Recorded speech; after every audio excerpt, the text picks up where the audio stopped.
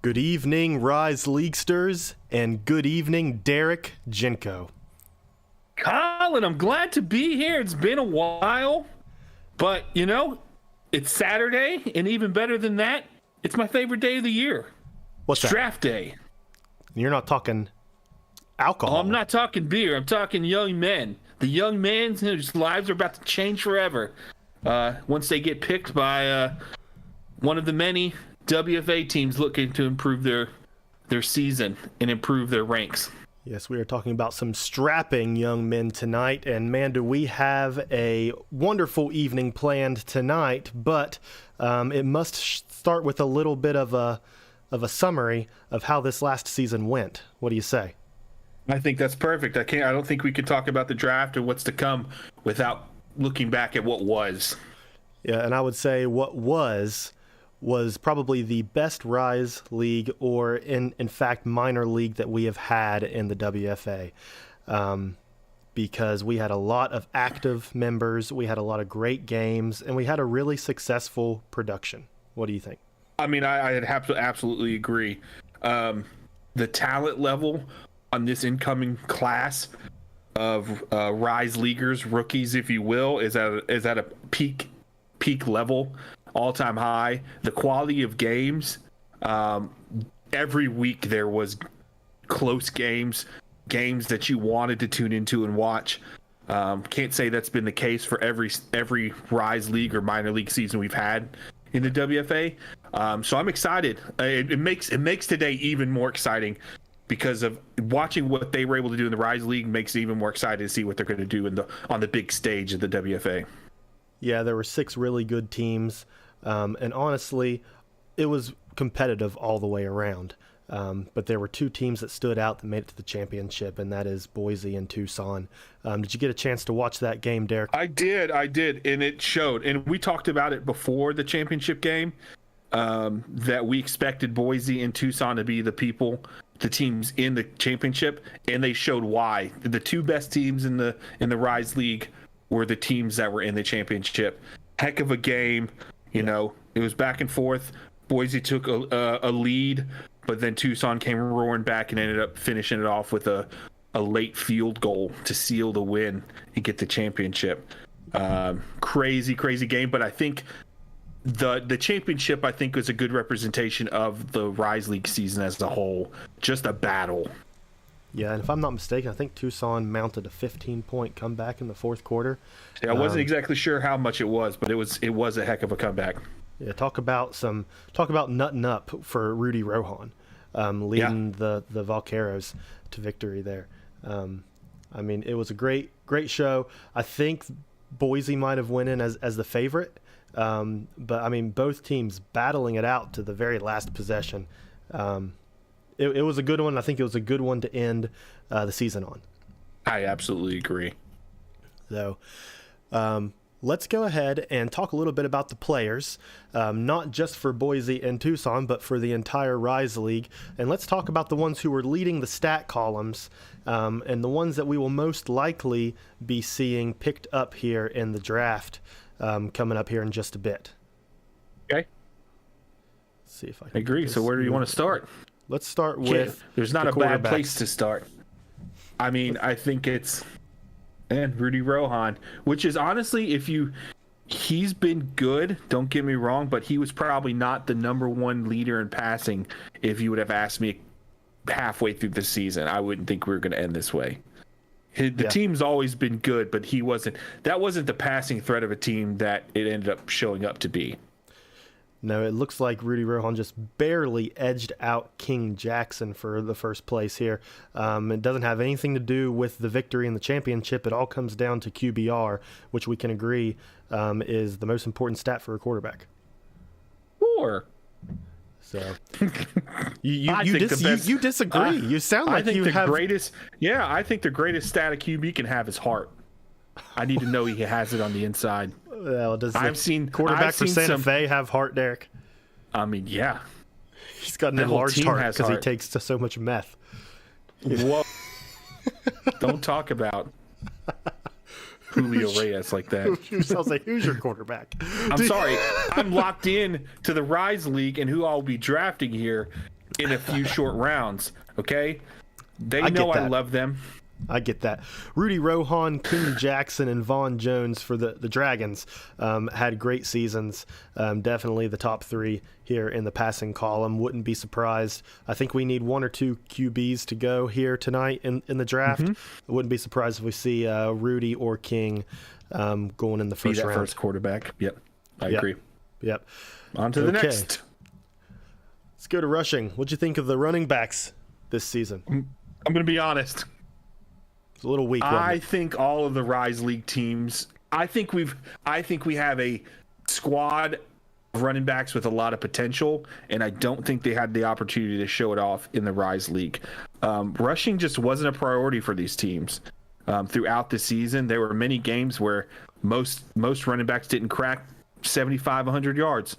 I'm not saying they can't, not saying they don't have that ability, but maybe the playbooks and the coaches weren't looking that direction. Yeah, it could be a playbook thing, maybe getting on a pro league team that has a more developed run game, maybe some better offensive linemen. Maybe that's what they need. But, I mean, still, they were able to average over 3 yards a carry. Surprised here with the number 1 pick, Malia, averaging less than number 2 and number 3 in this stat column, but it all comes down to total yards. That's what we're looking at here. Absolutely. Again, I think what you got to look at if you're looking at drafting a running back out of this stable is potential. Who potentially could benefit your squad? And I think any of these guys listed on this page could do that. Yeah, that's right. And I think that we can say with experience that performance in the Rise League doesn't always transfer over, especially for running back, into how they perform in WFA. There is a running back, maybe one running back that might go down as the greatest of all time, who actually came out of the minors as a backup. Yep, wasn't bad for a backup. Not bad at all. Let's go to the wide receiver core. We had a lot of good wide receivers. Yeah, now this isn't, you're not picking these guys off potential. You're picking these guys off of who's gonna impact your team immediately. Any of these guys, especially the 3 that we got listed here, is gonna come out and put up numbers. Probably day 1 starters, all 3 of these guys. And I say it even goes past this to the top, maybe 4 or 5 receivers, if not 6, in this class will be day 1 starters for any team that they join. But I mean, Aaron Statler, just impressive. But honestly, the most impressive thing is the number of touchdowns, which is only 1. I mean, you can still put up work. And again, I know they probably changed it up once they got to the red zone. But again, all impressive. All day 1 starters, any of these guys. Dogs. Yep. And we can't leave out number 2 in receiving, Moby Brown. And what I think is most impressive is number 3 here, Junior Samples. Only had 16 receptions, had 5 touchdowns. And almost 500 yards. That's crazy. That would be a guy that would be at the top of my draft board. I would not be surprised if we see 1 gold wide receiver go if it's him. That's fair. So, okay. Let's head over to the defensive side as we talk about my favorite thing, sacks. You like sacks, Derek? I live for sacks. You know a thing or two about sacks, don't you? I do. Back in my day. You want to know who else knows a thing or two about sacks? John Smith. Yeah, that's right. He knows a lot about sacks. Which, again, 4 sacks. Not bad. Not bad for this season at all.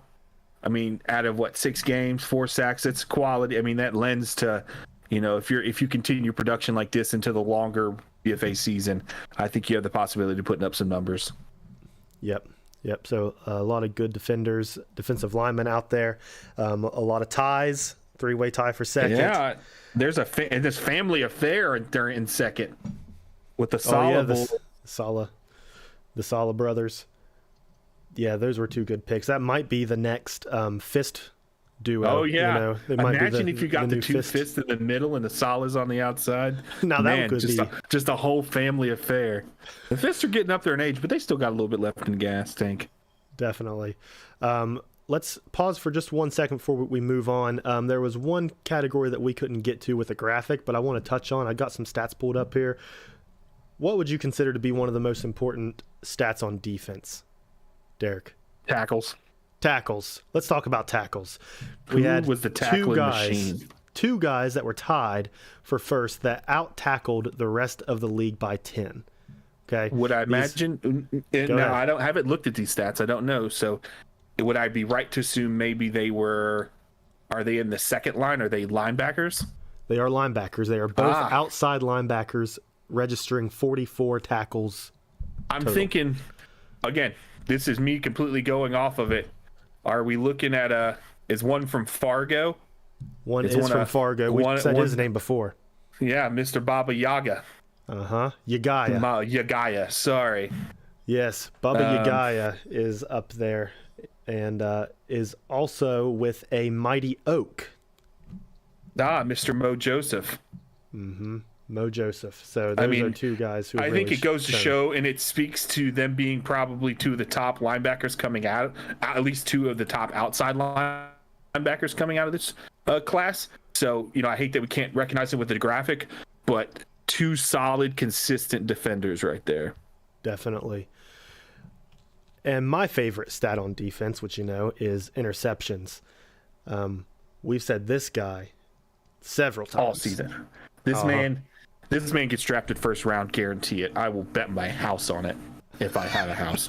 The fact of the matter is he's been the top in his position since day one of the Rise League. The man's been making plays every game. I think he was a stud, our first stud of our Studs and Duds series. Mm-hmm. Like, the man has just showed up. Yep, we've said his name a ton. Edward Diggs is number one. We've got what is that? A.J. Jackson with 7 interceptions at number 2, and a 3-way tie for number 3, 5 interceptions. That's between C.J. Jones, Rin Bradshaw, and Sebastian Pickens. So a lot of good defensive backs, a lot of secondary players for our draft coming up here in just absolutely a bit. Quality defense.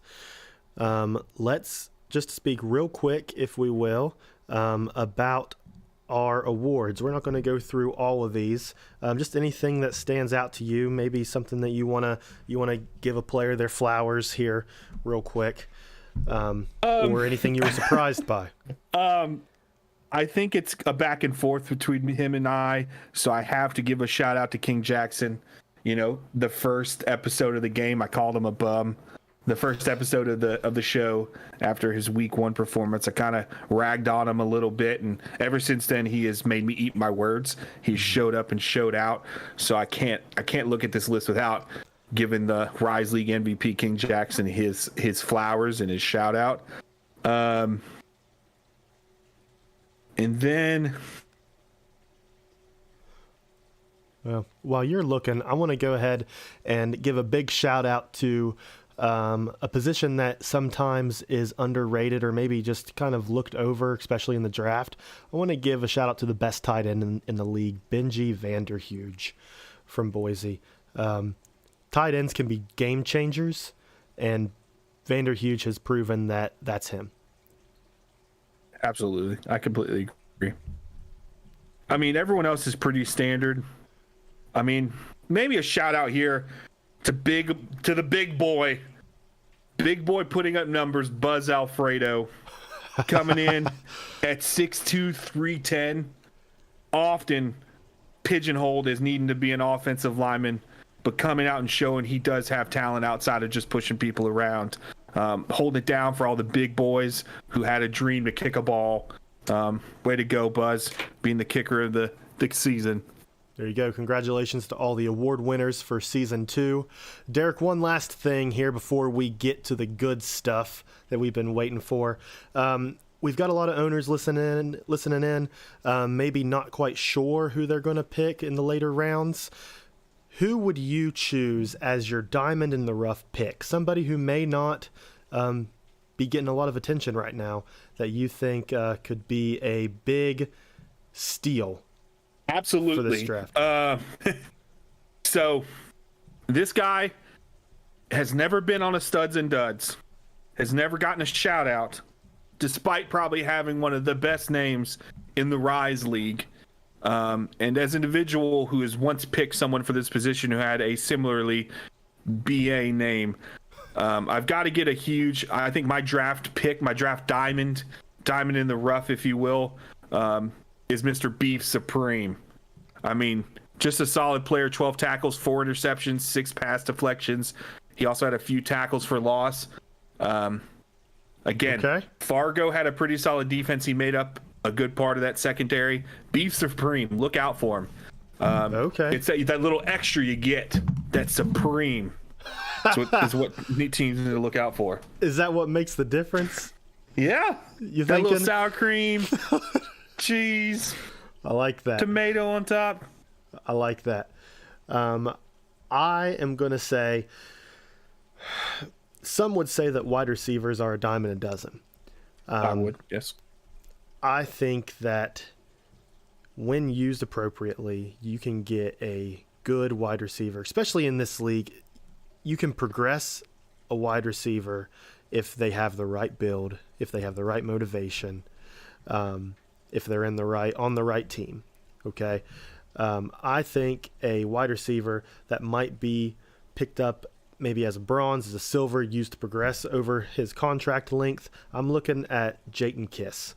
Jayton Kiss has showed a lot of potential. He has one of the longest catches recorded this season. I think with a little bit of maybe putting him in those spread offenses, as a wide receiver 3, he has the potential to really stand out as an all-star and make the defenders focus on wide receiver 3, which is something you don't have to do very often. So I agree. And, I know we need to wrap it up here so we can get to the show. But I have so many stories I want to tell from my time as a GM in Montreal, but I think I'll share them till draft coverage. But these are just 2 guys that Colin and I have kind of thrown out there as possible draft gems. There are so many more who, are going to be late round picks or mid round picks that people overlooked and people might scratch their head at, but have the real potential to do some big things. Definitely. Derek, I don't know about you, but I think I'm ready to get funky in the season 10 draft. Let's go. This has been the second season of the Rise League, the little pre-draft show, we're going to call it. Next up, we're going to see you hot and live with some season 10 WFA Draft. Heck yeah.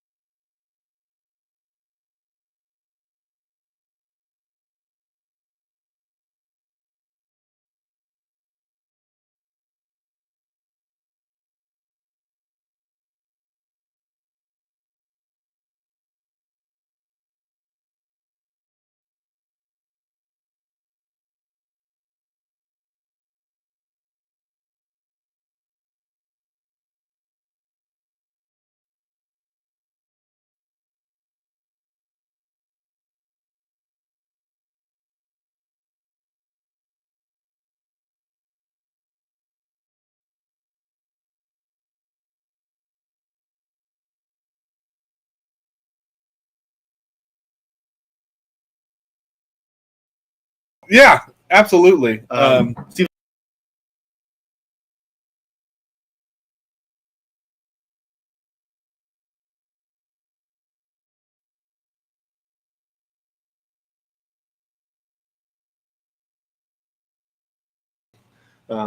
What is it? Are you muted? No, I think we are good. Oh, people are We're saying they good can't now. We should be unmuted now. I'm looking at the OBS screen. We should be good. For anybody who hasn't heard, with me tonight is Derek Jinko and my brother Nolan Pierce. Both owners in the league. Both got a couple draft picks coming up. One sooner than the other. That's true. Recent breakthrough. Nolan getting the first round pick. Yeah, owner of the Charleston Federals made some wheeling and dealing right up on the deadline to get the number 1 overall pick. We'll be interested to see what happens. Yeah, we're going to talk about that here in a little bit. But first, let's talk to the man who took charge of the Rise League this season. That is Zach Holdorf. Can we get Zach on the line, Cam? Hello. There he is. There he is. Zach, is that a Corn Kings jersey you got on tonight? It is. And issuing it out to all the picks this year. Here we go. Yep. Humble plug to Logan and his uniform creating business. So that looks really good, my friend. Thank you. Would you care to talk a little bit about season 2 of the Rise League and your excitement coming into the draft tonight? The Rise League pretty successful this year. I was happy with all of the turnout. Yeah. Fuck you, Noah. Pardon my French. We are coming out strong tonight. Yep. No, it was a good season overall. We're gonna do something different with it next year, I think. Change it up a little bit, probably rebrand all the teams. That's exciting. Nice. That's a little spoiler for everyone. Stay tuned. Yeah. Gives you something to look forward to. Yep, and there's gonna be probably a little bit more in depth to it as well next year. That. So I think that's a great decision because it seems like this season we've had a lot of interest in the Rise League, a lot of newcomers. So I think developing the Rise League is a really great idea. Absolutely. Do you want to talk about some of the prospects coming up? Are there any of them that really stood out among the rest to you, Zach?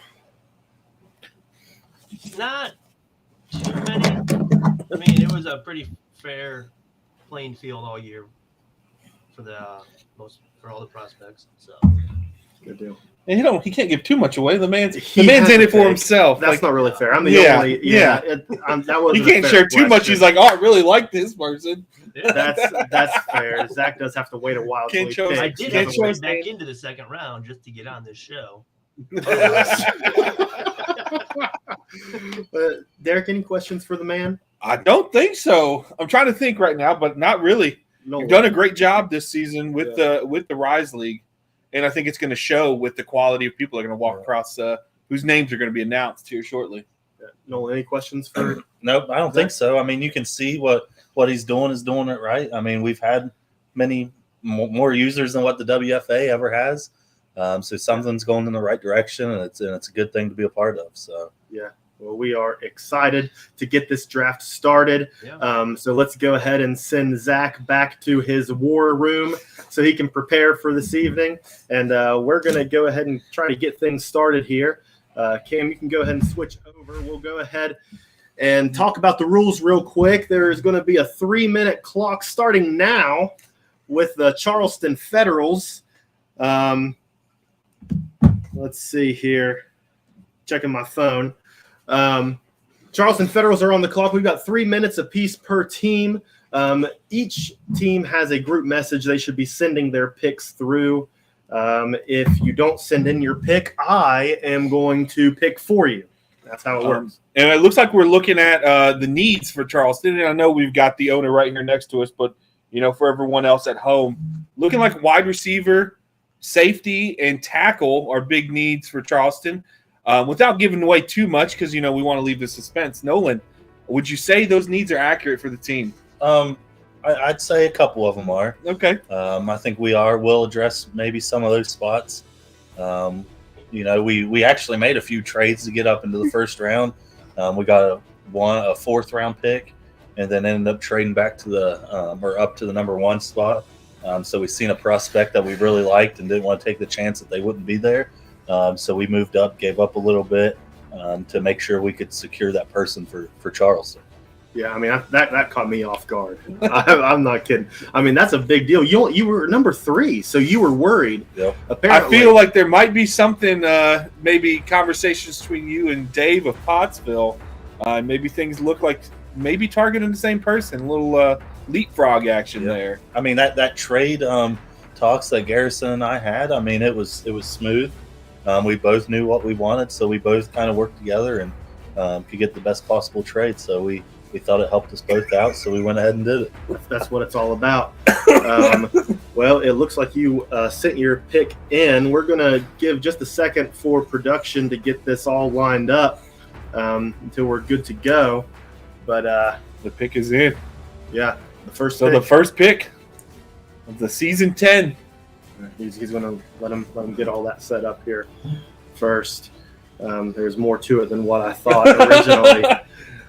But now we know. I mean, there's going to be some. But the thing about it is, again, here. All right, I think we're ready. The pick is in, my friends, and with the first pick of the season 10 draft, the Charleston Federals select. Are we ready? Wide receiver Joe Pierce. Some may not be surprised, others may be. With this pick, I'm going to be honest. Some consider not the best, not considering this person the best wide receiver in the class.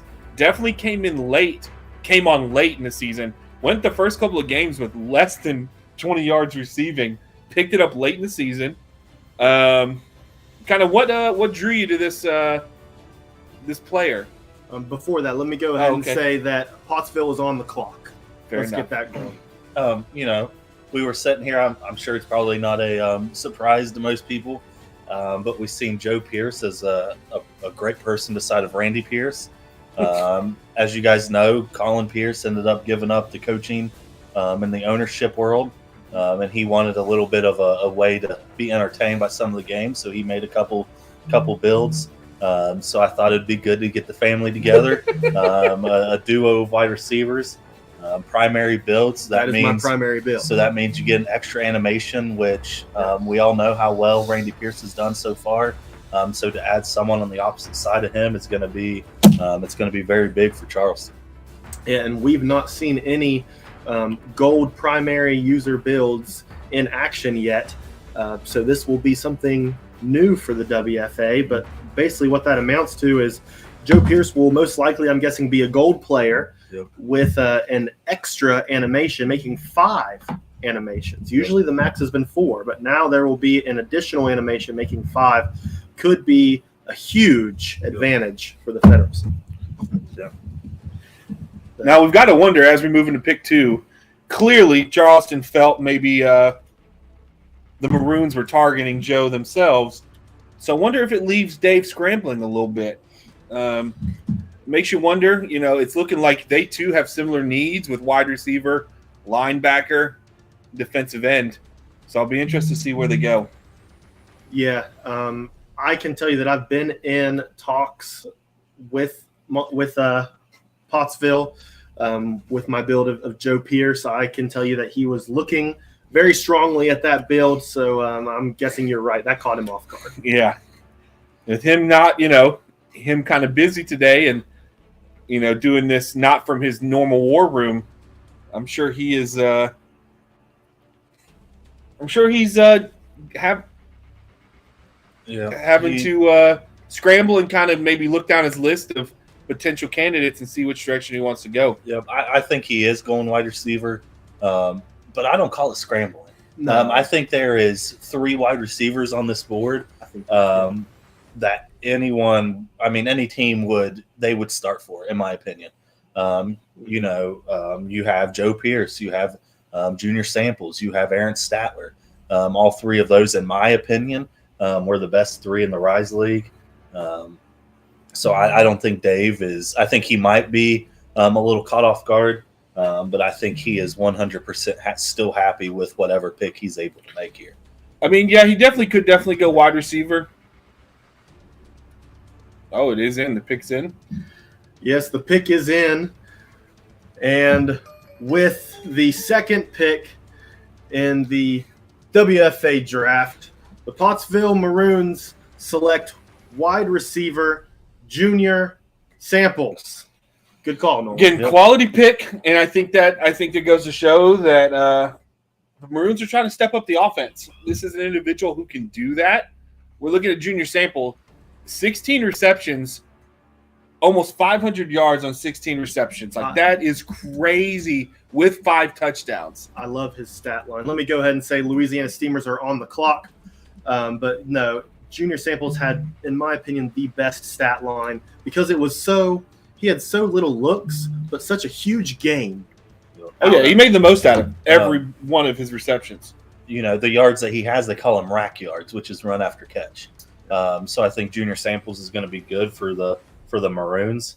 I think Dave probably would have liked that extra animation, but when it comes down to it, Junior Samples is just one of those players that you can't go wrong with here at the second pick. I agree.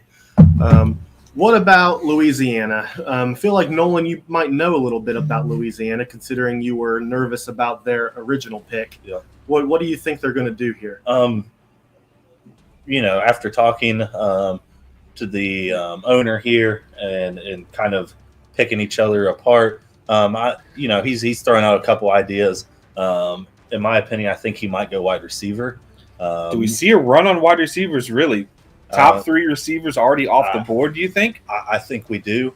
I don't, in my opinion, I think we might see Aaron Statler drop here. And I think there's a possibility that we may see another primary wide receiver off the board here. I mean, that's crazy. I've looked at his roster. Wide receiver definitely makes sense. I could make a strong case for corner, though, as well. Yeah. Because there's a hole for corner. I know, obviously, with the trade with you, he's picked up another pick in the first round, so maybe they wait to address that. But I'll be interested to see if we get this wide receiver run. Well, I'll tell you that the pick is in, my friends, and the Louisiana Steamers will select a 6'5", 230-pound wide receiver by the name of Yayo Montana. Again, maybe not in people's top 3 as far as wide receivers, but good. But a good choice nonetheless. I mean, looking at Yayo, 26 receptions, just short of 400 yards, 6 TDs. That big frame is going to make them a red zone threat. Definitely. Charleston's on the clock right after this. Nolan's doing some looking here in his war room, so we won't bother him too much while he's making his decision. But 3 wide receivers right off the bat there. There's a run. I think if we're learning anything, I think some of the owners, well, at least 3 of them, are wanting to put up more points. You got to score points to win games, and they pick 3 people that can help them do that. Definitely. I mean, those are the top 3. Well, honestly, I'm surprised Aaron Statler's still up there. That's a steal, in my opinion. But there's still lots of picks left. I mean, the thing is, and that's only one class out of this. There is talent and stuff all over this roster. So I am very interested to see, 1, where Nolan goes next, but 2, kind of now that we've had this early wide receiver rush, where we go from here. I mean, these things typically go in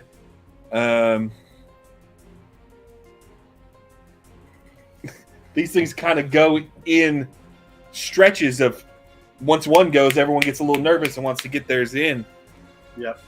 Well, I know that Nolan already knows what he's getting. He still has 2 minutes on the clock, but there's no doubt about it. Nolan has decided who his man is. We're just going to make sure that Cam is ready for it. I don't want to rush him too much.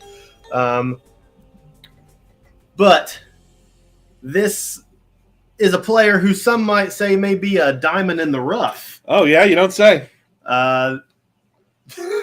With the 4th pick in the Season 10 WFA Draft, the Charleston Federals select cornerback Beef Supreme. Next up is Jamaica Hummingbirds. I mean, I don't know how to say I told you so, but I told you so. I've been doing this a long time, since my days as GM of the team formerly known as the Montreal Berserkers. When you see talent, you just know talent, and this individual has talent. Beef Supreme is a guy that you can build your secondary around. I want to definitely give Nolan a chance to time to talk about it. What made you pull the trigger? We had to get that strong safety. It was a pretty big need of ours. We actually got a hold of Beef Supreme, talked to him a little bit, and he was more than happy to join the Charleston Federals. So we like that active user that we have. And we also go back to the extra primary player animation. So the Charleston Federals secondary will end up having 10 animations in total, 2 golds at a free safety, a gold at a strong safety. So we do end up planning to move Beef Supreme to the strong safety position. Let me speak up here real quick. I think we're right. I think I misspoke. I'm looking at the chart here that says Jamaica Hummingbirds is on the clock, but I do believe it is the Calgary Clash. We might need to get a check on this. Somebody can send me a message to clarify. Sorry for any confusion. They tried to switch season. They attempted to switch, but it was canceled. So it will be the Clash. So it will be the Clash on the clock. Okay, it is confirmed. Sorry for the confusion. So Ernest McCrae is owner of the Crash. He is missing some important features. One of them being a quarterback, which isn't on the list. Quarterback could be a big thing. I don't think we're going kicker here. I mean, we've seen crazier things. We've seen punters in the first round. But I don't think it's a kicker. There's been solid linebackers as well as guard. I mean, maybe you choose to play a different game and go offensive line first to really get the hogs up front to protect your people when you choose to draft it. But even though it's not listed, again, looking at the roster of the Clash, quarterback is there. None have been taken. There's still some solid QBs out there if they choose to go that route. But again, talent, still a ton of talent left on the board. They can really go in any direction. Yeah, I agree with that. I do. They have a couple openings here.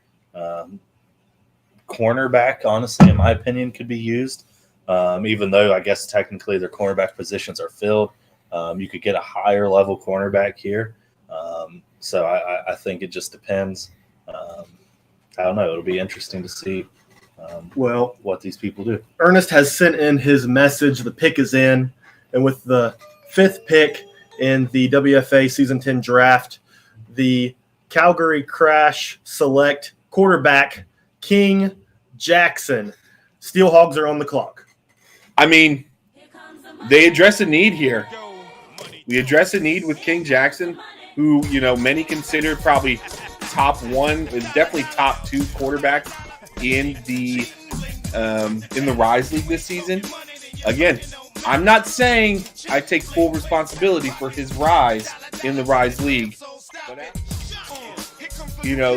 show one call out, the man was lights out. You're right. From that time. He wanted to prove me wrong, and he did it, taking the team all the way to the championship and just falling short. Yeah. This is definitely a team the Clash player the Clash can build around. Yeah. As we're seeing the highlights on the screen. King Jackson, King Jackson, in my the opinion, disrespect off the script. Man. Sorry about that. King Jackson honestly is a 10 times better quarterback than what they currently have. In Harrison has QB evade, scrambler, and clutch. Okay. I don't think that's honestly going to get it done here for the Crash. I think Jackson is going to be a good passer for him. The question is, do they sign him for silver? Or do they sign him for gold? I mean, it's a good point. I have a feeling they're going to max out this guy's contract. I think you have to. I think the potential this man has leads you to wanting to get the most out of that contract. Spend the money. Mm-hmm. Spend the money you got. So if I'm King Jackson, I'm looking at Ernest McCrae and I'm saying, show me the money. Yeah. Give me that contract, the fat stacks. Yep, I'm probably leaning towards gold. I think they probably could have traded back if they didn't want a gold quarterback. Mm-hmm. So I think if they're here, I think it is 100% going to be a gold quarterback for the Crash to be able to run with. Yep. What do we think about the Steelhogs coming up here with their first pick? We need running back corner. In franchise history. Still, I haven't looked, again, not as familiar with the roster, but I know for a fact there are a lot of good corners left out there. So I don't see how you don't go corner. Like, there are good corners. Just looking at their needs base here, again, I don't think maybe it's still a little too early to address O-line, especially the gold pick, possible gold pick. You got to use the gold pick when you're a new franchise team. I mean, you need it. You have the this capital. Needs to be a gold player. This is who you're basing. Essentially, this is the first pick in your franchise's history. Yep. You got to build around it. This is your cornerstone here. After looking at their roster, I think we may see a running back come off the board here. Oh, really? I think we might. I think we'll see a running back here. Okay.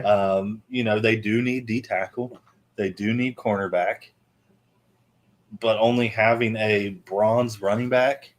So you're thinking Romano or Barrett maybe off the board right now? Yeah, I could see that. I would assume that's probably your best chance right there as having a franchise running back. I'd consider this running back class pretty weak. But if I would pick one, it would probably be the Fargo's running back for my franchise. Okay. Well, DB has his pick locked in, and with the 6th pick in the Season 10 WFA Draft, the Memphis Steelhogs select Jack Radin, wide receiver from Thunder Bay, leaving the Vermont Bull Moose on the clock. Wow. Not what I was expecting to see. I'm sure this is changing up some people's draft boards. I know this is not how I had my first round prediction board going as I was trying to look at my picks. Again, the thing is we talk about this, Jack Radin may not be the top name on your list, but an impressive season nonetheless. 18 receptions, 437 yards, averaging 24 yards a catch, and 3 touchdowns. Yes. I mean, that is consistency. That's a solid building block. You're right. I mean, only 2 more receptions than Junior Samples. You're right. And almost just as many yards. Just not a name that many people had high on the list for whatever reason. What do anyone know his physicals? What's his? He is actually going to be 6'4", 210. I mean, physicals are there. Like, this is a big boy. Yeah. That I think some people just didn't see. Maybe we'll be looking back and DB's like, told you so. Like, he knew who he wanted. I mean, that's fair. DB does know how to run a team. He's done it before. So let's talk a little bit about the Bull Moose. New franchise again. Well, newly located franchise. Mm-hmm. Under new ownership. Yes. This, a new owner, Jack P, got a heck of a building block. He came into a well-run organization with a lot of pieces. Throughout the offseason, he's been doing a lot of moving and shaking. Yep. Some moving of some pieces. Gonna be honest, I mean, as a recipient of their former number 1 wide receiver, I could see wide receiver going again. But again, corner is still needed. A QB's needed. Yeah. So where do we go here? I mean, he has a lot, and you have to make the most of this pick being the first one of this new era of franchise. Yeah. Well, I will tell you that the pick is in, and we're going to go ahead and get Jack P in the booth here for a quick interview. He's in the house tonight. But let's go ahead and announce this pick with the 7th pick in the Season 10 WFA Draft. The Vermont Bull Moose select championship quarterback, Rudy Rohan. Jack P, welcome to the show. And congratulations on your pick, my friend.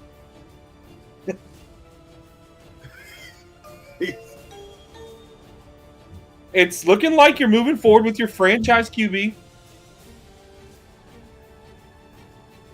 Yep. So what led you to the choice of getting this? Sorry, what led you to choosing this position in round 1?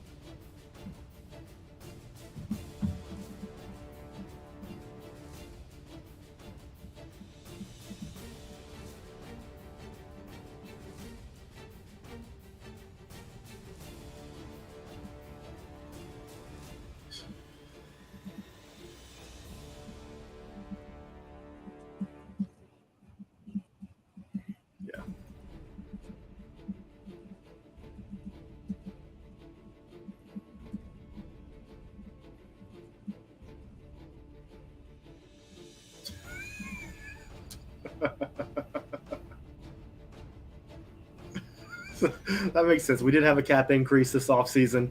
If you're going to spend it, give it to the quarterback. I mean, absolutely. Show him the money. You have a championship caliber quarterback. Showed he could do it in the Rise League. You're going to take him up to Vermont. And I think you, again, I'm confident you probably found your franchise quarterback in Rudy here. That kind of leads me to my next question of, is this a franchise quarterback? Now, you've taken over the team that was once Montreal Berserkers, which is known for going through more quarterbacks than seasons played in the franchise history. So my question is, do you plan on trying to develop yourself a franchise quarterback, someone who's going to stick around for a while?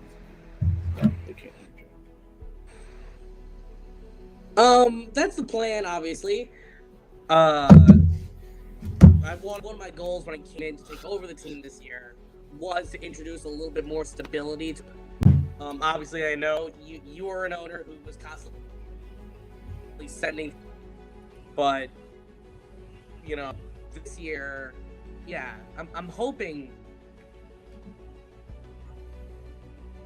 if and you know, a good mentor back up with him and Zach Rosen. You know, don't want to completely write him off. So it's a good system, and obviously, you know, he's got weapons. He's got Olinger, he's got Davis, he's got Allstott. Really, I think we're setting up Rudy real on for some success. That's a great point.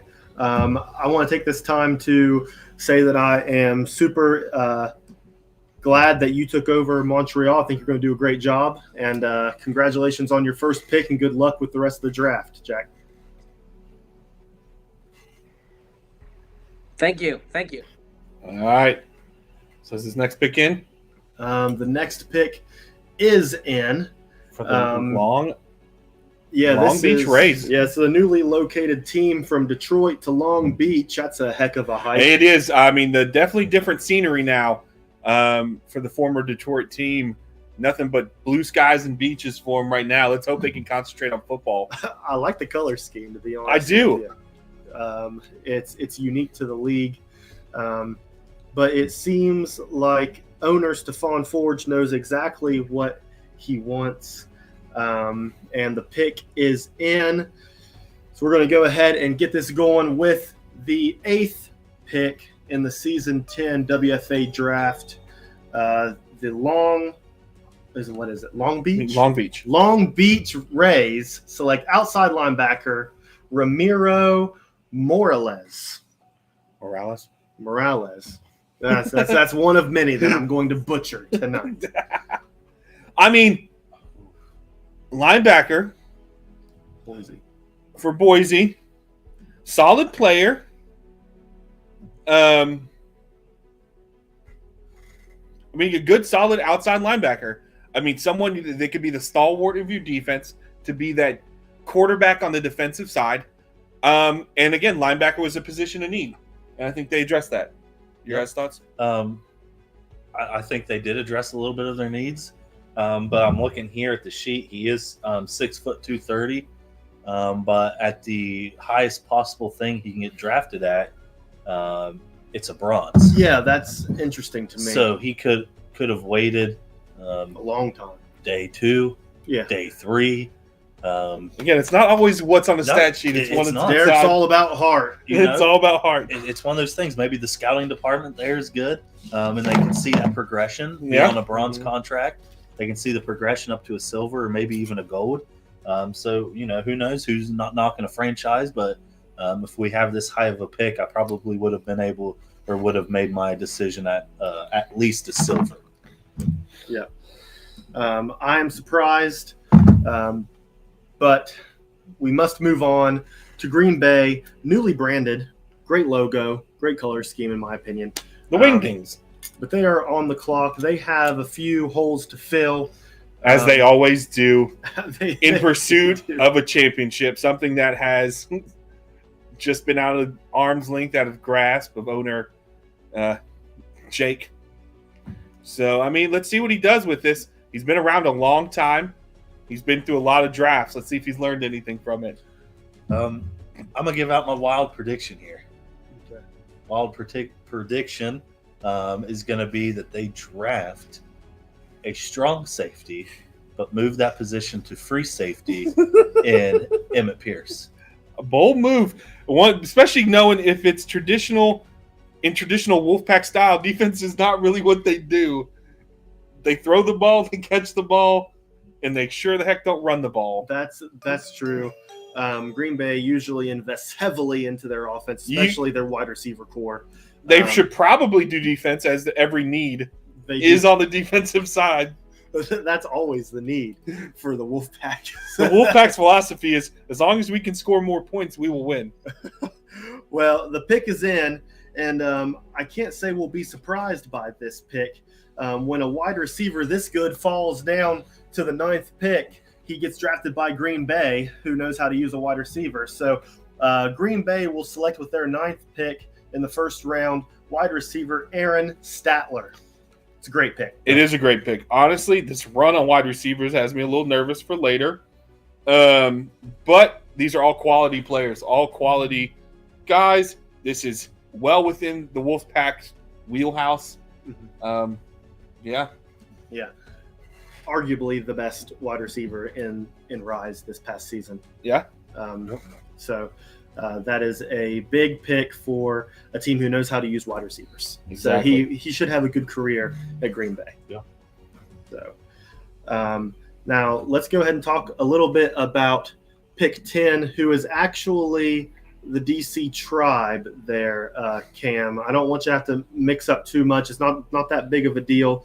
We can leave the Maroons there as is, but the Tribe is going to be the 10th pick here. Now, the Tribe has recently, has been adopted by the league front office for ownership.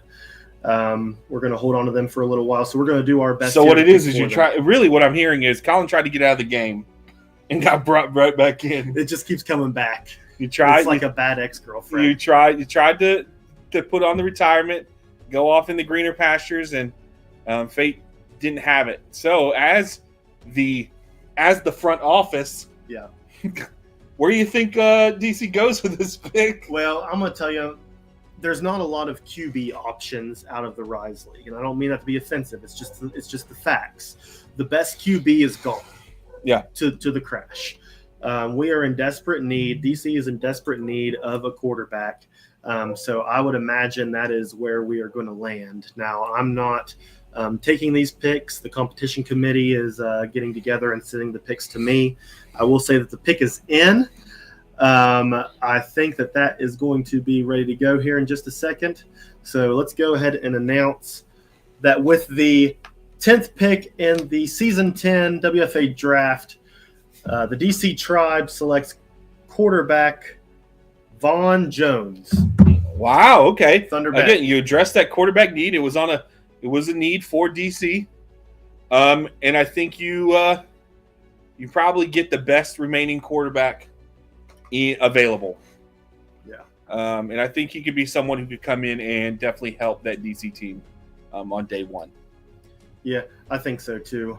Pottsville's going to take the clock right now with 3 minutes. Nolan, what's your thoughts on DC picking up quarterback here? I like it. He's 6'6", or actually no, he's not 6'6". He's 6'4", 210. He has laser arm, QB evade, scrambler, and athletic freak. I think he's probably the best option at quarterback right now.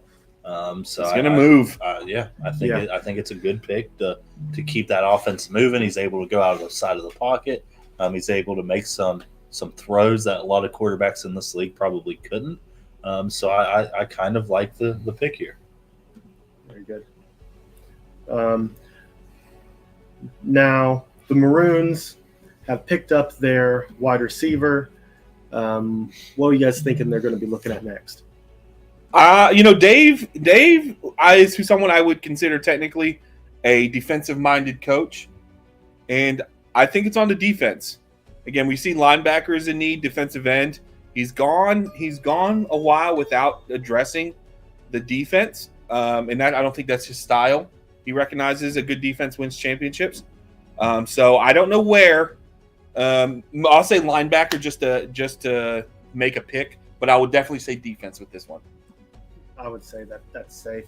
Dave is pretty good at building a great roster, so he knows how to even things out, and he needs to go from offense in the first pick to defense in his next pick, and I think that's what he'll do. I think you're right. Yep. So the pick is in. Let's go ahead and get this pulled up here. Interesting. Very interesting. All right. With the 11th pick in the season 10 WFA draft, Dave Barr and the Pottsville Maroons select safety Phil Von Pop. Safety. You know, it doesn't surprise me. This is, again, I knew it was defense. I was wrong on the exact grouping of it. But Phil Von Pop brings the lumber, has a pop to him. He's a hard-hitting safety. I think kind of fits that old school mentality that Dave likes to bring to the field with that old school team in the Maroons. Some may call him. I lost my train of thought there, but well, just like that. We can all fill in the blanks there. Some may say he needs to catch up with the times, but no, quality pick here. Von Pop is going to pop off the stat sheet in Pottsville. What are your thoughts, Nolan? I like it. I think with the regressed Brian Allen, I think that's a good position to go with. Yeah, that's a good observation. You could play him at nickel. And Dave honestly did right by Brian Allen. He cut him so that way he didn't have that cap hit, and then he signed him back, and he was able to, get a little bit of a better deal out of it. Yeah. So I think this is a good pick for the Maroons. And Dave's looking to swoop in here with the last gold pick for round one with his Pick'em's victory this past season. So I would guess that's going to be a gold player for him. Yeah. Bumping his second string player to nickelback. So good pick. What do we think about Jamaica coming here with their first pick in season 10? What do we got needs here? Linebacker, free safety, center. It's still a lot of quality linebackers on the board. So I could easily see that being a place they address. So yeah, I'll go linebacker. I'm actually going to go linebacker as well.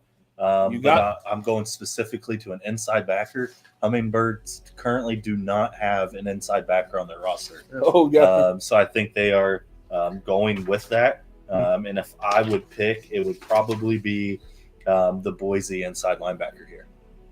Yeah. I'm going to tell you what I would do. Anuncio? I would take the best linebacker, period, and move Baba? him wherever he needs to go. And I would inside? take Yagaya. Yep, you're taking your guy and move him inside. Move him So there. we're all in agreement that this is probably a linebacker for Jamaica. It has to is be. what we're seeing. I would think so. Sounds like that's a big need for them. But we will see here. Looks like the pick is in. Just let me double check a couple things here. I am having a hard time finding this player. You guys care to talk a little bit between yourselves because I need to clarify a couple things. Oh, I haven't seen the pick yet. No, there hasn't been a pick yet. I haven't announced again, it yet. Jamaica, another franchise that's been around for a while, experienced ownership, knows how to put a team together. So he could definitely be in the mentality of best player available. I think he recognizes, like you pointed out, Nolan, not having a current one position group at all kind of makes this pick very easy for him. Yep. Okay. We're good. Okay. We're good. The pick is in and confirmed with the 12th pick in the first round of the season 10 WFA draft. The Hummingbirds select outside linebacker Jacked Gaines from Boise. Solid player. Again, maybe not on the top of a lot of people's linebacker list, but the man's a tackling machine. And we talked about it on the pre-draft show. that tackling is probably the most important stat that's most difficult to track. I'm going to kind of let you all take the conversation because I just realized I'm on the clock. So let me take a look because things are a little different than I planned them to be right now. Well, Jack Gaines is a good pick. He's not at the top of the linebacker core, but he is a very active user player, which I think is hard to put a value on. Nolan, what do you think? I like it. I think one of their linebackers will switch, obviously, to the inside backer.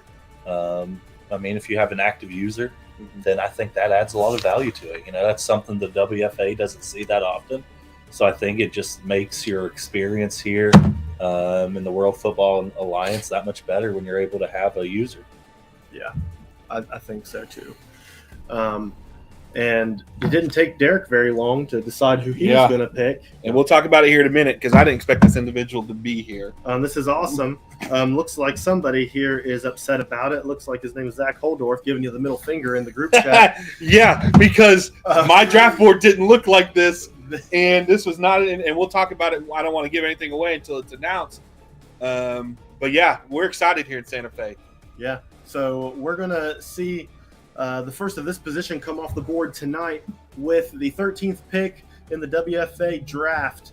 The Santa Fe Prowl selects tight end Benji Vanderhuge.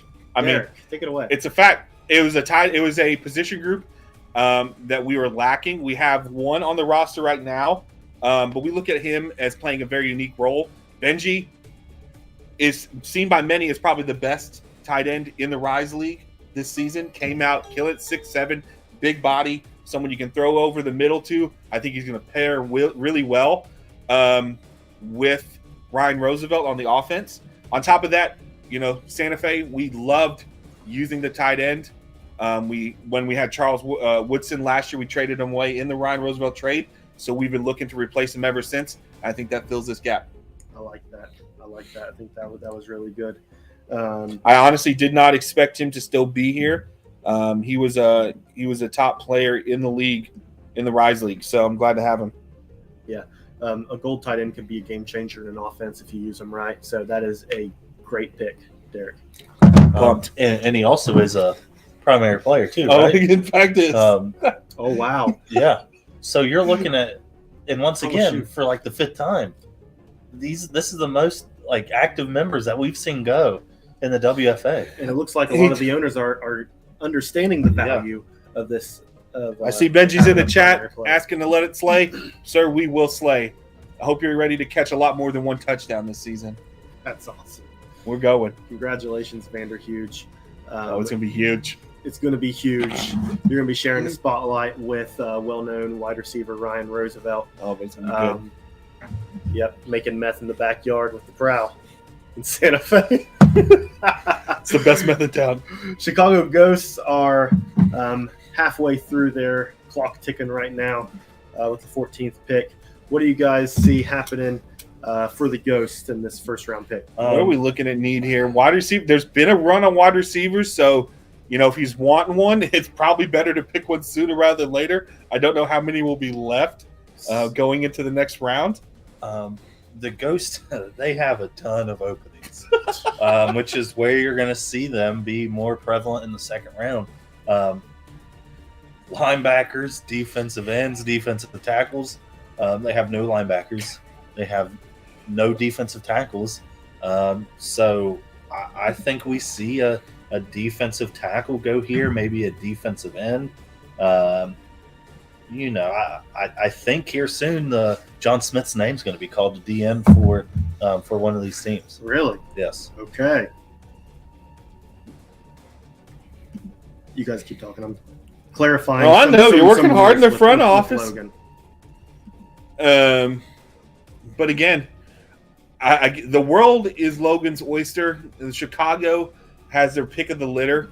Maybe he went into this draft. I mean, he may be taking the right approach by leaving his roster so wide open because, again, the amount of great talent and users that we have. Imagine if you retrofit your entire team with user players this season. Like, it could be insane. Absolutely. With so many second-round picks, that's still silver. You have good backers still left. You have Oh, good yeah. defensive players left. So maybe we do see an offensive player here. Yeah. So he gets on the train there so that none of – I mean, I don't think he will. I think it will be a defensive player. So I don't know. We'll see.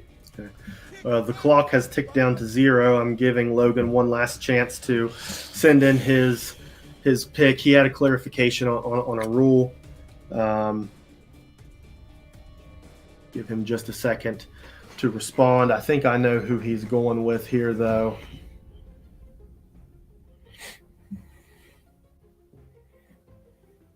He's sending it into. All right. Again, while we're waiting for this pick to be submitted, shout out to everyone who's stuck with us in the draft or in the chat. I mean, glad to have you all here. Love seeing the interactions, the shout outs, the hype. So keep it coming. You got us for round 1 and 2 tonight. So again, thank you all for being here. Great attendance. Love to see it. I'm pumped to see what this pick is. Yeah, and hit that like button if you're bored. Ooh. The pick is in Like a YouTuber. for the 14th pick in the season 10 draft. The Chicago Ghosts select defensive tackle Brock Oliver. Nolan, you're excused if you need to go. Okay, I'm going to do that. Nolan will be right back as long as he doesn't knock over any of my equipment. Brock Oliver, again, Nolan kind of mentioned it, looking at the roster, defense was a need, and defense is where he goes. Brock Oliver. We're able to bring up stats on Brock here. Yeah, let's see. Brock but played for Thunder Bay. He did. And that defense had some gusto to it. Brock Oliver being one of those guys in the middle. I mean, again, run stuffer is what I'm seeing here. 14 tackles, 4 assists, 1.5 sacks. Just a big body to take up that middle. Yeah, I agree. I think that's a good pick. He had a great season. 14 tackles. That's the highest on the defensive line. Oh, yeah, for big Thunder boy, Bay. 6'5", 320. Who's he, big boy? Just a big dude to take up space in the middle, make it difficult to run against this Ghost defense. Yep. Washington Wastelanders are on the clock. Wastelanders don't have a lot of spots to fill, Derek. They only have fullback and defensive end as far as our analysis could find. The fact is Chad, owner of the Wastelanders, has always been active in free agency in the trade market. He builds a solid team. He likes the consistency from year to year. So there's not often a lot of turnover. So, I mean, he's leading himself to get probably the top prospect in both of those categories if that's what he's looking to fill, because there's not been anyone from either one of those categories chosen yet. Yeah. Now, Chad had something personal going on, so I'm hoping he'll be able to make the pick. But if he can't, I have a pretty good idea of where I'll be heading with this pick for him. But Washington had a pretty good season last season. And right now, I mean, I was in their division and they were tough. Yeah, they are tough. That West division is I'm kind of glad that it's been gotten rid of. It's been dissipated into two different ones. It was a killer. It was Murderer's Row there for a little bit. Yeah, and I really like his color scheme. I mean, that's a really cool biohazard. It is. I'm kind of jealous of Chad's setup right there. Yeah, not gonna lie. With Chad is in the house, and Chad has submitted his pick. Let me pull everything up here while Cam gets it pulled up in OBS. First player off of this team. It is. And with the 15th pick in the Season 10 WFA Draft, the Washington Wastelanders select defensive end Jonathan Lytle from Raleigh Oaks. Again, probably one of the though the team underperformed, many would say. They had an upset win or two throughout the season, but generally underperformed. Solid pick here. He was a big piece of their defense. But solid player. 9 tackles, 5 assists, 3.5 sacks. He got in the backfield plenty. Yeah. All right. Please excuse Nolan. He's just Thank you. The Oh, I didn't know BFA. they were over Sorry there. about that, guys. But yeah, no, it's nice to see a Raleigh Oaks go in the first round. It's a well-deserving team. Jonathan Lytle will have a bright, bright future in Washington. But which player do you think is going to have a bright, bright future in Boston? I wish I could tell you, but let's be honest. Skills, owner of the Whales, is known to be a little unpredictable. I'm surprised you were able to put together a needs board on this man, because even though he needs this, I mean, we could see our first gold kicker. He did it with a punter a few years ago.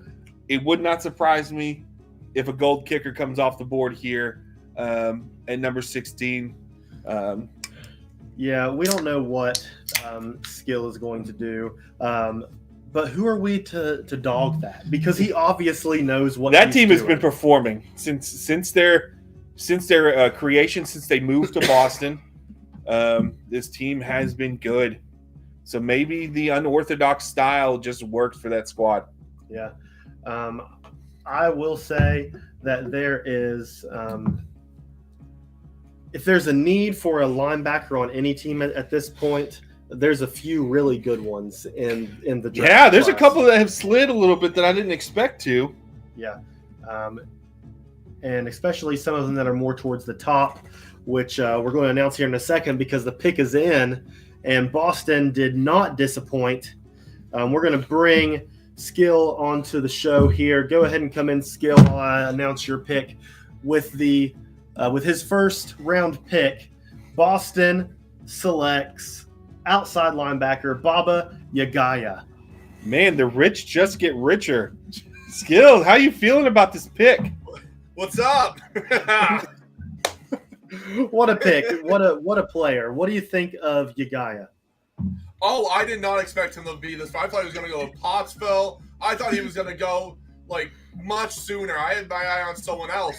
But when I saw it, I couldn't pass up the Rise Defensive Player of the Year. That's a fact. That's a good analysis. 24 tackles and 15 assisted. Come on. He's going to be a beast in Boston. And, yeah, he fell right in your lap. Yeah. I can't believe he did something predictable. I mean, the thing is, when you get laid up a softball like this, I mean, I have to say, Skills, I think you knocked it out of the park. Yep. The media was right this time. Much like the branding for Boston that's been knocked out of the park. Your logo looks awesome, Skill. Your team is shaping up really well.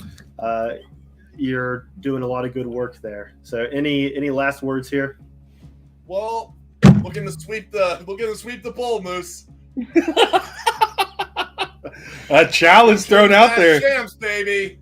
The gauntlet has been thrown to the Bull Moose. I'm feeling a rivalry stirring. I think so. Moose versus Wales. Well, thank you, Skill. Good luck with the draft. Congrats, No man. Thank you. All right, next up is New Haven Lancers Okay, New Haven Lancers. is where we're at. Let's see what New Haven does. Again, a team with a lot of rich history in the league, with needs at quarterback, linebacker, and corner. There's quality. Again, we saw a top linebacker just get off the board, but there's still quality there. I could see him go linebacker. I'm not sure they address quarterback with this pick. I don't think the value's there. Yeah. So I could see corner. There's still some quality corners. Nolan, what are you thinking? I think they have to go cornerback. At this point in the draft, they only have 3 bronze corners. True. And in a league where you've seen so many wide receivers go off the board this early, that means teams are going to have a heavy passing attack. So I think if you want a chance in this league to be able to compete, you're going to have cornerbacks. Yeah, I would say you're right, Derek. You don't go quarterback right now because the value's not there with the picks. There's already been 2 taken. You want to try to snatch up something before another team steals it, right? Yep. Well, the pick is in for the Lancers. GM Scott Stover will be calling the picks for them tonight. And Scott Stover will be selecting Scotty Stover, linebacker from Tucson. Whoa! I mean, Didn't see him going linebacker, but he's a quality pick. I will say, as I was looking over linebackers and different prospects, it is one that stuck out, just not where I thought he'd go. This is not the team I thought Scotty would go to. But overall, solid pick sitting at 6'5", 245. I mean, can bring the lumber, makes hits. Don't have the exact stats on him, but solid dude, solid player. Yep, it's a good pick. He played really well. I mean, he's coming from a championship team. Should do well for the Lancers. And I mean, hopefully you can coach yourself, right? Yeah. I mean, I don't know how that works. Just like smack yourself in the face. They say get in the you game, can't boy. coach your family, but can you coach yourself? I don't know. I mean, let's hope you can coach your family. If not, Nolan over here is in trouble. Yeah. That's a good point. Let's go ahead and say this sentence that we're going to be saying a lot in round 2. Chicago's on the clock. I think they have like 5 or 6 picks next. I'm going to go ahead and say defense for the Ghost Yep. again. I think that is a pretty good guess. Yeah, I think that's one of the positions they're going to go with. Yep. I think it's safe to say it's going to be defense. You said they have several openings, right, Nolan? Yeah. Yep. That was your analysis of them. So let's see what owner Logan puts in for the pick. All right. The pick is in. We are picking up a fella from Raleigh with the 18th pick in the season 10 WFA Draft. Chicago Ghosts select Rin Bradshaw, free safety. Free safety, solid player. Rin, again, award winner for the work in the Rise League this year. Just a good player. A tackling machine from that safety position at 33 and 6. But still doing some work in as far as pass deflections, interceptions. I think he was tied for third most with 5. So you're getting a guy can hit and catch in that back end. This player actually, I think, switched to strong safety. They do not have a strong safety on the roster right now. So I think you'll see this player switch to strong safety alongside Gilbert, which they already have as a silver. So that could be a pretty decent secondary. And with 33 tackles as a free safety, put him at strong safety. I mean, I think that's the man for the job. Yeah, he could double it, triple it, whatever he wants to do. Rin for the win. Yep. Bull Moose are on the clock. Make the pick good. The gauntlet's been thrown, Bull Moose. The whale's calling you out.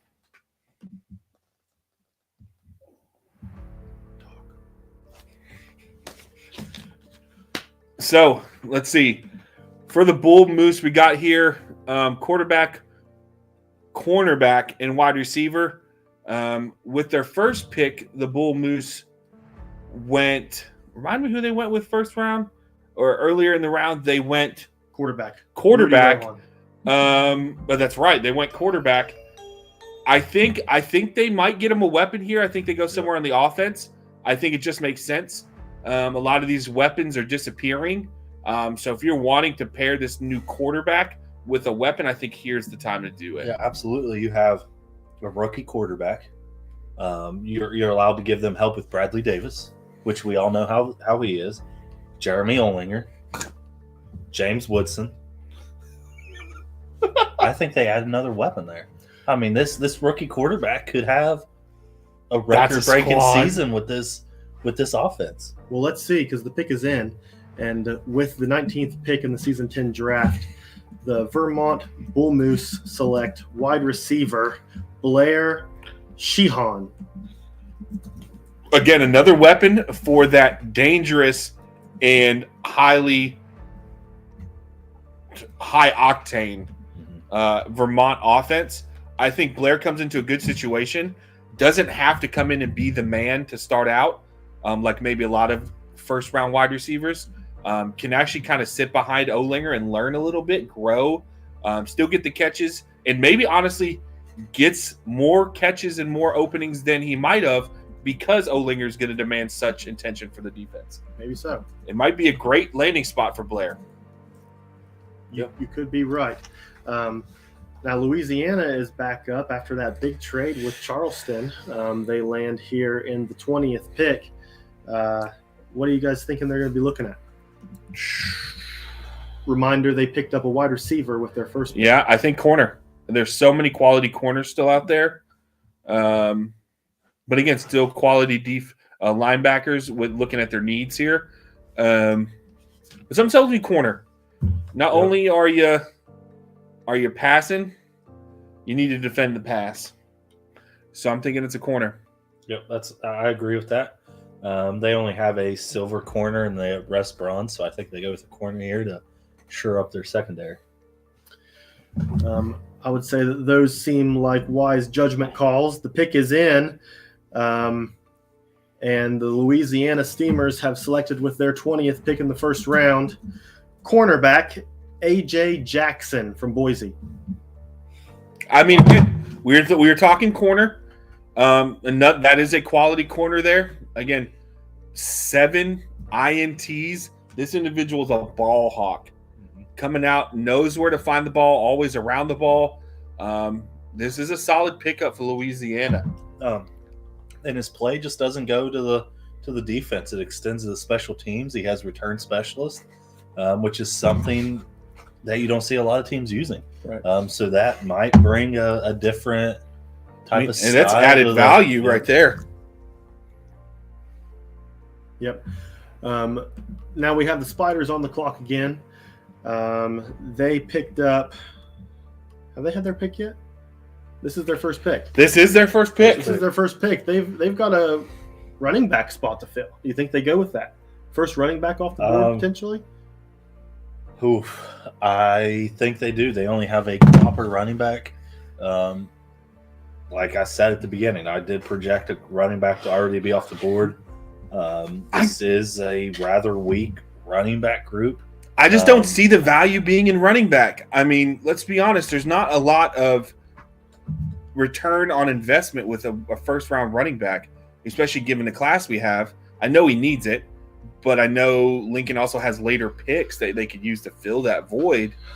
I'd be surprised running back. I really would. I don't know. I think that running backs are slim pickings right now.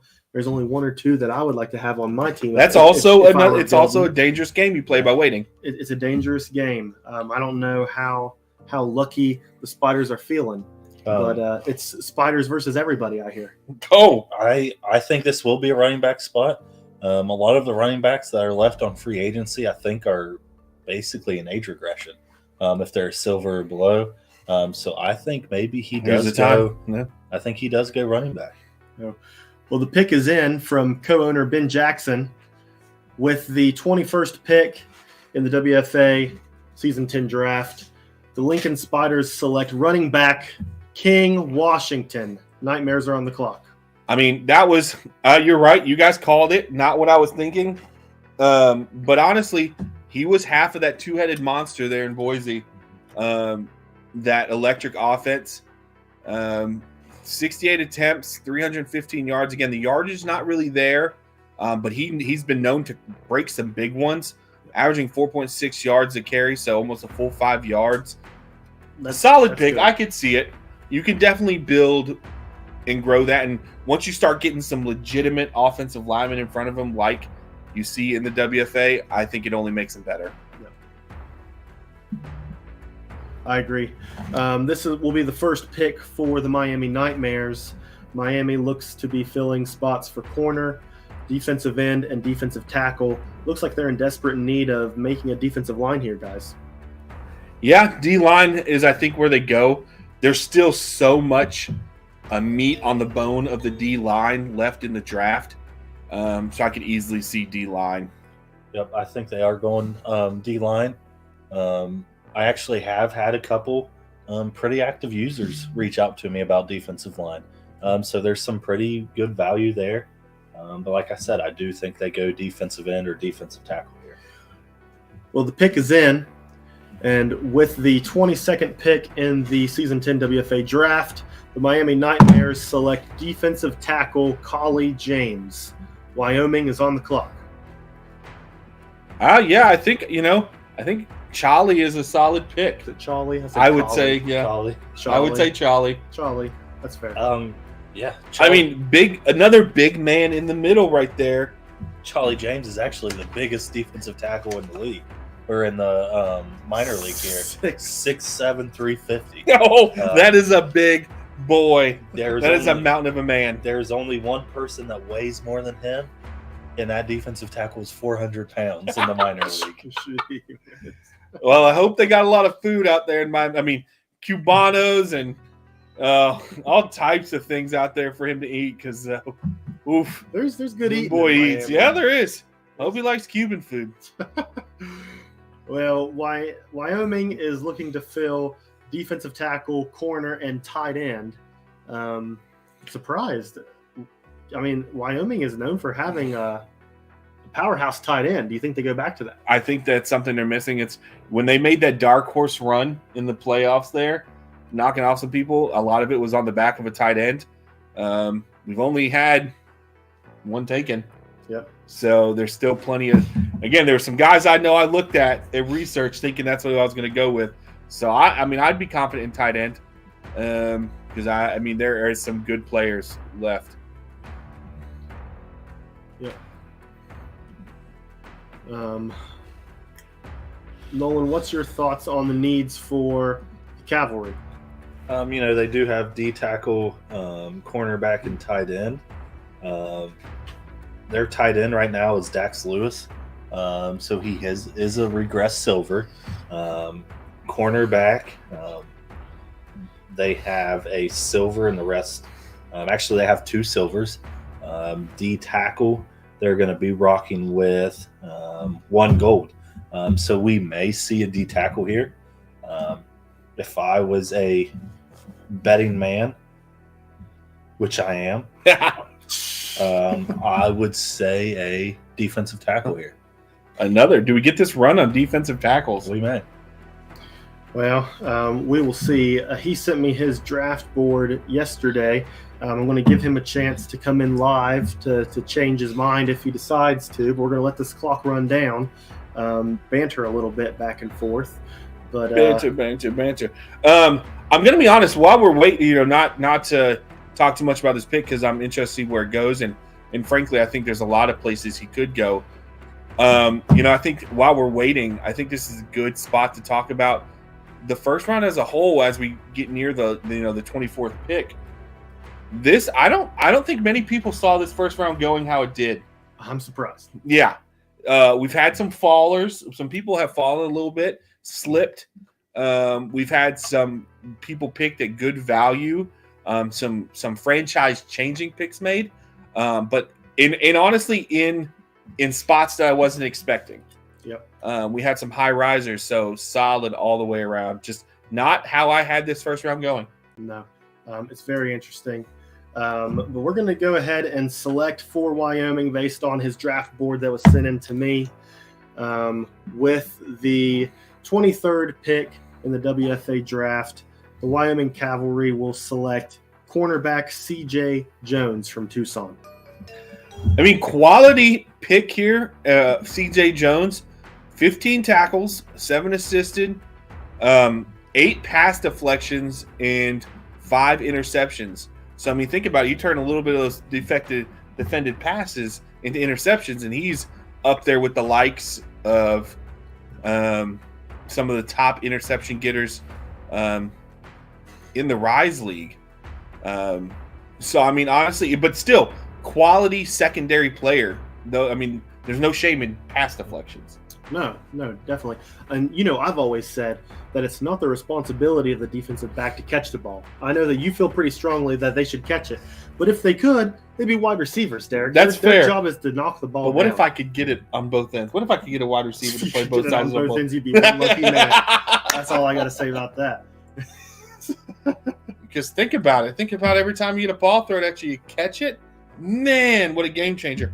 But CJ Jones has that ability. He's shown 5 interceptions in 6 games is nothing to slouch at. Right. So. And the Lancers will be rounding off the last pick in the first round here. Nolan, any predictions on this last pick for the first round? They need their needs are quarterback, inside backer, and cornerback here. Let me pull this roster up here. I think this is kind of a guess right here. Did they already have a pick?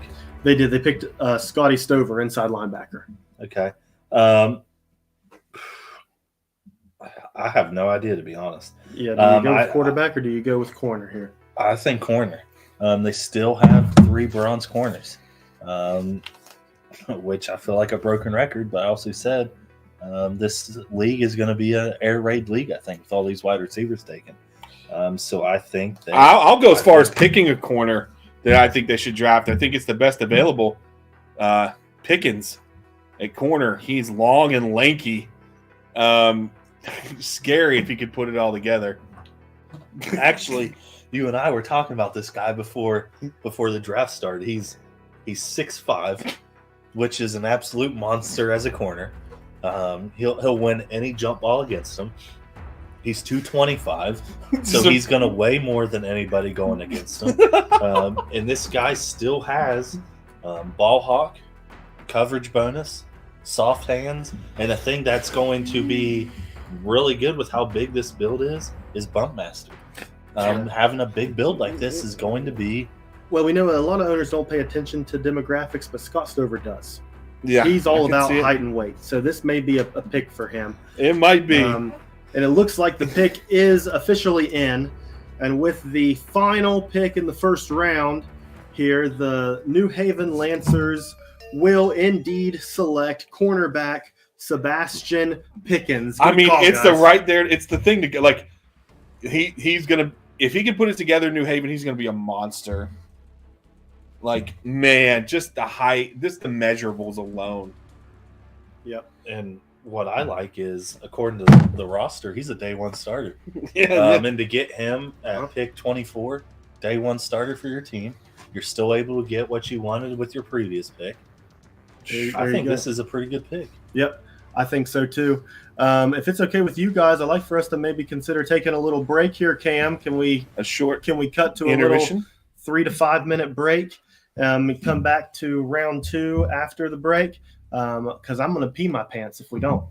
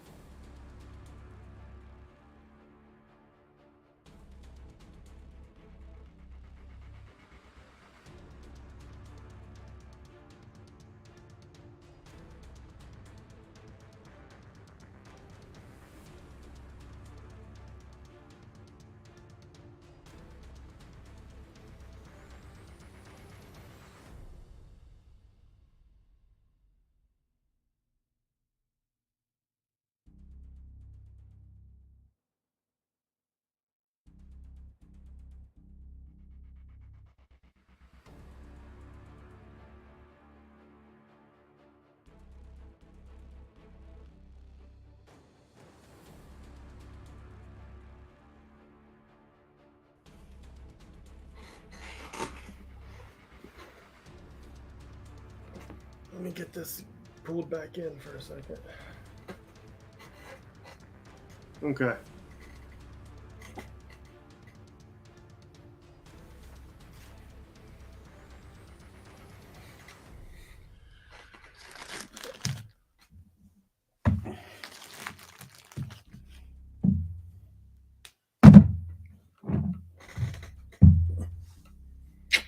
Okay, is our audio on?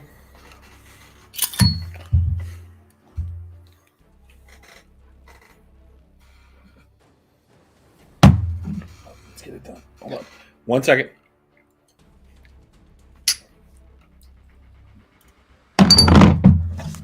We're good. Okay. All right. Are we back on? Are we talking now? Okay. All right, folks, we are back for round 2. We're going to let everybody pull back in here. If you are still watching, please hit that like button. So, Yeah, hit that like button if you think you know where Charleston's going with their first pick of the second round. well, we know where they're going, don't we? But we've got an advantage to that. Nolan is going to be stepping away for round 2, but we have a wonderful backup here with Mr. Zach Puldor. Do we have him in the house right now? Yes, we do. Zach, can you hear us okay? Yes, I can. There you go. Welcome to the broadcast, more than just an interview. Pumped to have your Hey. insight. I'm glad to be here. Now, Zach, what do you think of Charleston's last-minute moves here in the draft? I mean, coming up from 3 and 4 to get the first pick and dropping back here to the first pick in the second round as well. What do you think of all that? Is it worth their time? Do you think it's paying off? I think it will pay off for Nolan in the long run.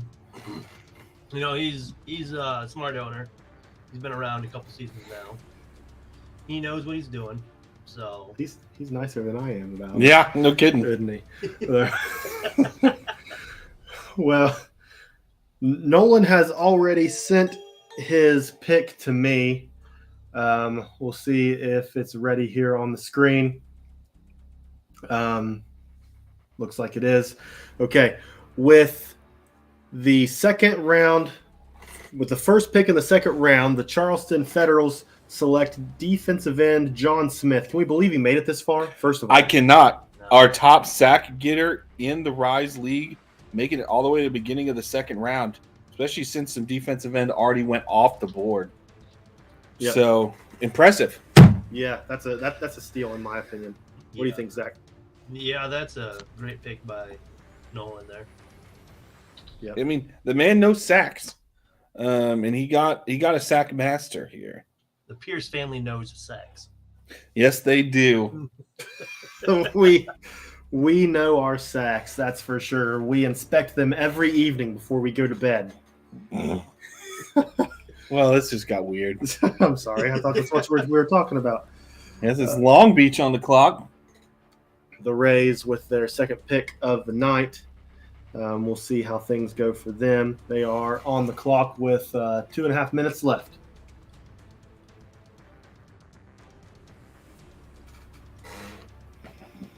All right, I'll keep talking then. I got nothing else to do. I'm not working behind the scenes. Derek's I'm staring getting at caught his up. phone. I'm getting caught up on some things. I'm an insider, man. People are sending me stuff. Got to stay up on the business. Again, Long Beach, newly moved team. Inside backer, wide receiver, running back. Remind me who they took in the first round. They took an outside linebacker. They took outside linebacker. That's right. But they're going to move him to inside, I'm assuming. Yeah. I mean, if you're wanting a wide receiver, it's probably better now than never because they ain't going to last much longer. Yeah. But I still just don't see the value at running back right now. I mean, he has a decent running back in Land State already. So. Oh, there you go. Yeah. our roster guy Nolan left us, so I am. Nolan was the roster guy. Zach's our roster guy now. I am the everything guy right now, apparently. Zach is everything. I heart you. Okay, one thing you guys had not talked about tonight. Yeah. Is what are you drinking? Well, Well, depends on when you ask us. yeah, we're switching regularly.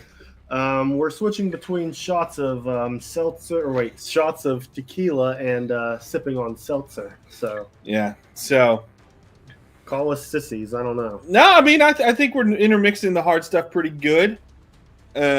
Just gotta calorie intake.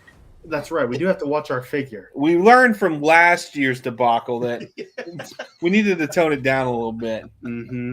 Yeah, that was a little too much. That was a little too much. We're still recovering from that evening. A year later. A year later, we are Suspend it. still trying Actually to still lose the smells weight. like Bush Light. It does. It still smells like it in my basement. Uh-huh. Still picking up cans off the floor. That's awesome. We're coming down to the last few seconds here. Looks like owner Stefan was typing a message. We're Yeah, going it to give looks him like a he few was. more seconds. So, I mean, Derek said running back. I am going to. Oh, we have to agree. you think Romano or Barrett? Barrett. Yeah, Barrett's quality as far as this class goes. Okay. Well, I will tell you that the pick is in, and we were way off base. Really? Yeah. I mean, We were in the stands on this pick. oops. We weren't even on the right side of the ball. With the second pick in the second round of the Season 10 WFA Draft, the Long Island Rays select defensive tackle Isaac Yu. I sack you. I sack you. Top 10 name in the Rise League. Are you kidding? No, I sack you. How did that get through? That's funny. That's good. I mean, it's perfect for the individual on that side of the ball who's going for sacks. that's good. I sack you. Very good. That's I funny. blame the name guy.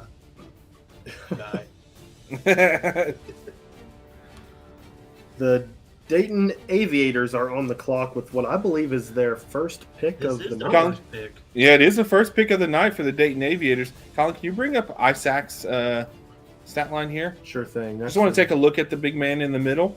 Yep. I assume he's big. Most D tackles are. He's 6'6", 320 pounds. Oh, yeah, big boy. Oh yeah. Bringing in 8 tackles, 5 assisted, 2 sacks. I mean, quality individual, solid, consistent player. Number 78, I sack you. I need to read closer. That's funny.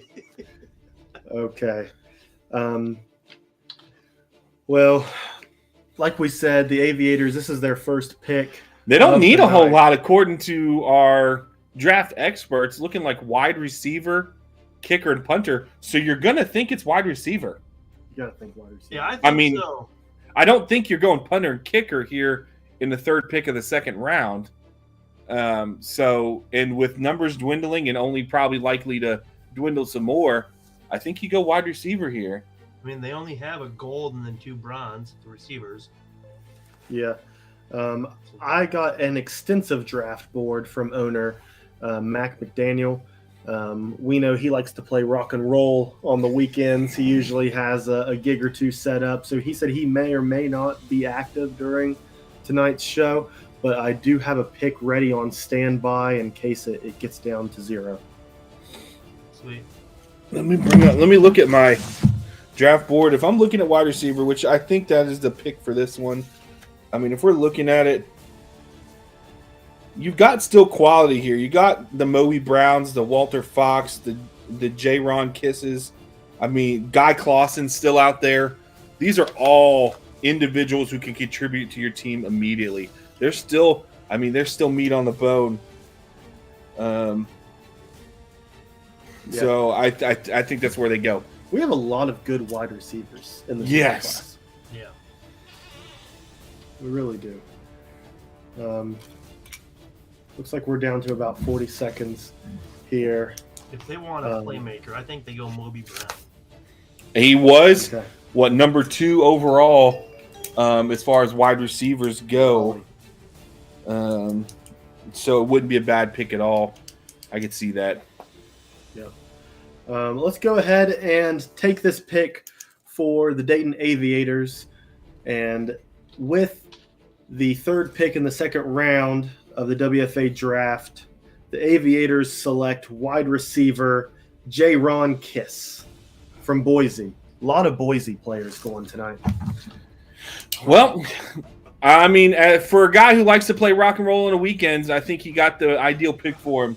Kiss is going to party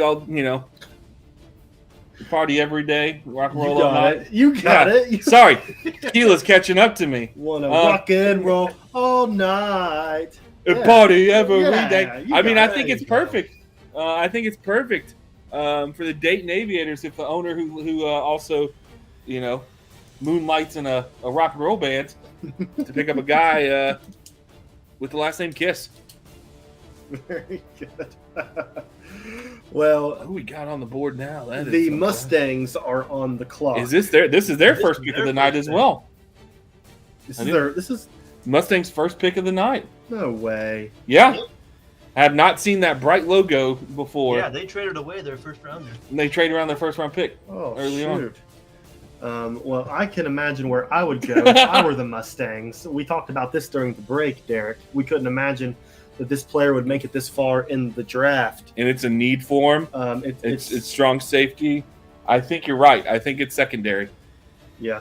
I think we're going to be looking at a secondary player. The pick is in. We're going to go ahead and try to go through this. We don't want to keep you guys waiting up all night long. But the pick is in, and with the fourth pick in the second round of the WFA Draft, the New Jersey Mustangs select strong safety Edward Diggs, who honestly had a hell of a season. I don't know how he fell this far. I really don't. That's- We've had people picking up corners and moving them to safety when you had a safety, a 8 interception safety Yeah.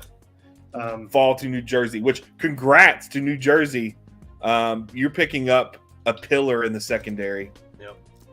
That's a Building great block for your that's a secondary great right pick. there. I mean, I'm going to be honest. You traded away your first round pick, but probably got a first round rated guy in the second round. Like, this guy has mad potential. Mm-hmm. Yeah. Great pick. And we're on to Lincoln. And Lincoln is on the clock again. Running back out of the way for Lincoln in the first round, correct? Running back was selected, yes. So now we're on to. I still think there's room at corner Let if me you think that's a double-check need. that. I think they've had a couple. No, they just No, had they've that only one had pick. one. didn't they? They only They've Yep, only had that one. late first round. King Washington was off the board. Yeah, they went running back. So I'm thinking secondary. I think corner could be a pick here. Maybe some form of defense. But I think in secondary, I think we get a run on secondary players in the second round. Yeah. There's just so much quality there. What's your take on the Spiders with the addition of Ben Jackson to the franchise, Derek? I mean, they can only go up from here. I think it automatically makes them better. So I'll be excited to see what they do and where they go. Let's be honest. The Spiders probably are a franchise that have had more lows than highs in recent years. So up is the only direction I see him facing. I was gonna say, yeah, the only direction they can go is up. Yeah. Well, Ben Jackson is putting the pick in again tonight. And with the fifth pick in the second round of the WFA Draft, the Lincoln Spiders select defensive tackle Luther Chris, registering 14 tackles for the season. Yeah. Like another big guy in the middle, 14 tackles, tackling machine. Definitely one of those I consider him more of a run stuffer than a sack artist. But still quality individual right there in the middle of your D line. Yeah. Yep. Steel Hogs are on the clock. Yeah, that's a good pick for them. Yeah, so far doing things that I would consider to be smart picks. We don't want to bash previous management too hard, but there's sometimes that we kind of question picks. All of these are making a lot of sense. All which is these a are good thing. quality individuals that are not reaches. You're not like overselling for a guy who just didn't make sense. So again, quality pick there. Memphis, we're looking at running back, corner, and defensive tackle. Who they have in the first round, Colin? You have that more in front of you than I do. Yes, they picked. Although that was what they did just now. They picked wide receiver Jack Radin. That's right, Radin at wide receiver. You think defense of some sort here? I'd have to say. I think you're probably right. That would make sense to me too. Just because, again, with needs kind of showing from our draft expert looking at corner and defensive tackle, I think it has to be defense. Probably a secondary type pick, being that's a need for him. And again, there's still quality corners and safeties and free safeties on the board. Well, the pick is in, and we can finally take down that cornerback need from the Steel Hogs as the Steel Hogs select Darrell Stewart. Wow. The other half of the Fargo secondary, at least cornerback tandem, Darrell Stewart being paired with Beef Supreme. Many thought maybe Darrell outperformed Beef in the season, but honestly, again, this was two sides of the same coin. They both performed great. Both could be cute CB1s. So Darrell Stewart, the solid pick for the Steelhawks. Just depends on what you value as an owner. Mm-hmm. Both good picks. That's a great pick for a secondary player, especially again this late in the draft. Yeah. I mean, I wouldn't even say it's late. Obviously, a second round picks are good. A lot of these guys are first round grades or guys who maybe just fell out just due to numbers and maybe previous trades that teams made. And honestly, this is your value picks. These round 2 ones, you're not having to pay a whole lot to them, but they could come in and change a franchise. They can be – there's second rounders, third rounders. This is where you make your money. Yep. And potentially this is where you get somebody that you feel confident you can progress. So now we're in Pottsville territory. No, we're going to hold on a minute for this one. There seems to be a possible misunderstanding here with these picks. There could be a flippage, if you will, between Vermont and Pottsville. Oh, my. We're going to get some clarity on this from Zach as he digs in. Hold on here, people. Da-da-da. We're in breaking news. There could be a pick swap going on here for pick 2-7 and 2-8. So second round 7th and second round 8th. Let's see what happens. Bull Moose and Maroons. Make sure everyone's in the same ballpark. Yeah, we're gonna be a swap. It is, in fact, going to look like it's going to be a swap. What we're hearing from the home office. Okay, so the Bull Moose are technically on the clock for pick number 7. Sorry about it, Cam. We apologize. Yeah, that's. Yep. I don't know how that. Hey. That messed up. We can't get everything right. Yeah. I mean, what would we do with ourselves? We're the WFA. This is what we do. We'd have to retire. Our job's done here. For now, the Bull Moose, who have had a good draft up to this point, picking good players, so I'll be interested to see where they go. We definitely go corner here. Still quality. Or move a safety into the corner back slot. I mean, you can see it. I mean, corner, we still have, Rick Wade's, Draskus Sutton, Breddington James. I mean, that's just the corners. If you start looking into safeties and things, we still have Smokey McRae, Skinny Washington, Cody Morse, Emmett Pierce. All these people are secondary players that the Bull Moose could be targeting. There's still so much quality back there. There's one corner in particular that I'm really hoping goes to Vermont. I'm going to bite my tongue here, but I really have my fingers crossed. I'm hoping that ownership looks at things the same way that I do. And it looks as if they do, which really makes me smile. The pick is in, and with the 7th pick, round 2.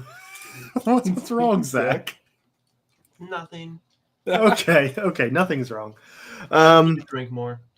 Well, Don't we all? You go ahead. We'll cover. We'll talk while you shotgun a couple beers.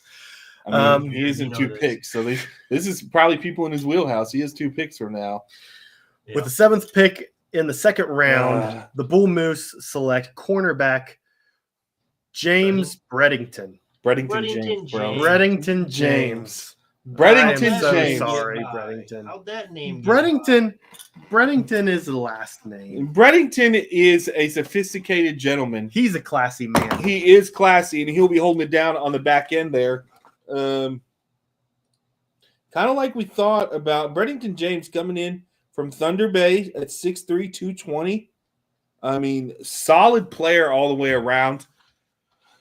Good in zone and man coverage.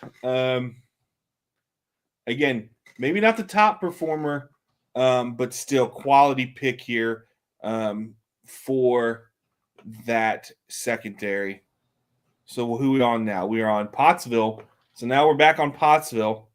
I'm thinking defensive end here. I'm thinking something on the line. It's a need that hasn't been addressed yet. Pick is in. I'm just looking for the build here. All right, I've got it. Pottsville will take their second round pick and will select defensive end Ricky Spider from Raleigh, a Mighty Oak. Another Mighty Oak, which is good. Good build. It is a good build. We are expecting defensive end or defensive line, and Ricky Spider does it. Yeah, we've got a solid player at 8 tackles, 2 assisted, 2.5 sacks. Just a presence on that end right there against the run and the pass. Quality player. Yeah. And now the Corn Kings And let's are on the clock. see where Zach goes with this. It's their first pick of the night, is it not? I Yes. think it is. It is indeed their first pick of the night. Well, he needs lineman or a tight end. Well, there's still quality tight ends out there, let me tell you. I dug through a few of them, not thinking I was going to get who I got. So I could see tight end. There's quality there, especially given the fact that offensive line's a dime a dozen. I think it's tight end here. So, and he could go out in left field and surprise us. Well, I would say based on staff hiring during the offseason, I wouldn't be surprised if we see a tight end come off the board with this pick. That's fair. And it looks like that will be the case, as it is confirmed that with the 9th pick in the second round, the Corn Kings have selected tight end Justin Reside. I mean, I think we all kind of knew where this was going. I missed that. I'm glad I was right with the tight end pick. But with him coming in as GM, it just kind of made sense. Zach, do you have anything to say about this pick? Kind of why? I think it's clear why he went that way, but how are you feeling about what he can bring to the squad? I think he can bring good quality pass catching. That's what we need from our tight ends. Ricky Rivera, he's a silver also. He's still on the roster, but he had a down year, so I'm going to try to get some more production out of Justin here. So does Justin move up to tight end 1, or does he – oh, wow. That's fair. A two tight end system. His primary player. That's awesome. That is true. That is something to take into advantage. Such an advantage in this. Ricky Rivera's been around in the league for a while. He's done some good things for a lot of He's been around teams. for 5 years, so. Colin's familiar with Ricky, so I think he could be a mentor and a solid tight end too at this part of his career. So I think Justin is in a solid spot. Now we're back on to Miami. Pick 10. Miami picked up Charlie James as a defensive tackle in the first round. I'm guessing they Secondary. probably had their eyes probably on someone like Breddington, who has been taken up. I wouldn't be surprised if they go with another defender here. Yeah, another Secondary. piece.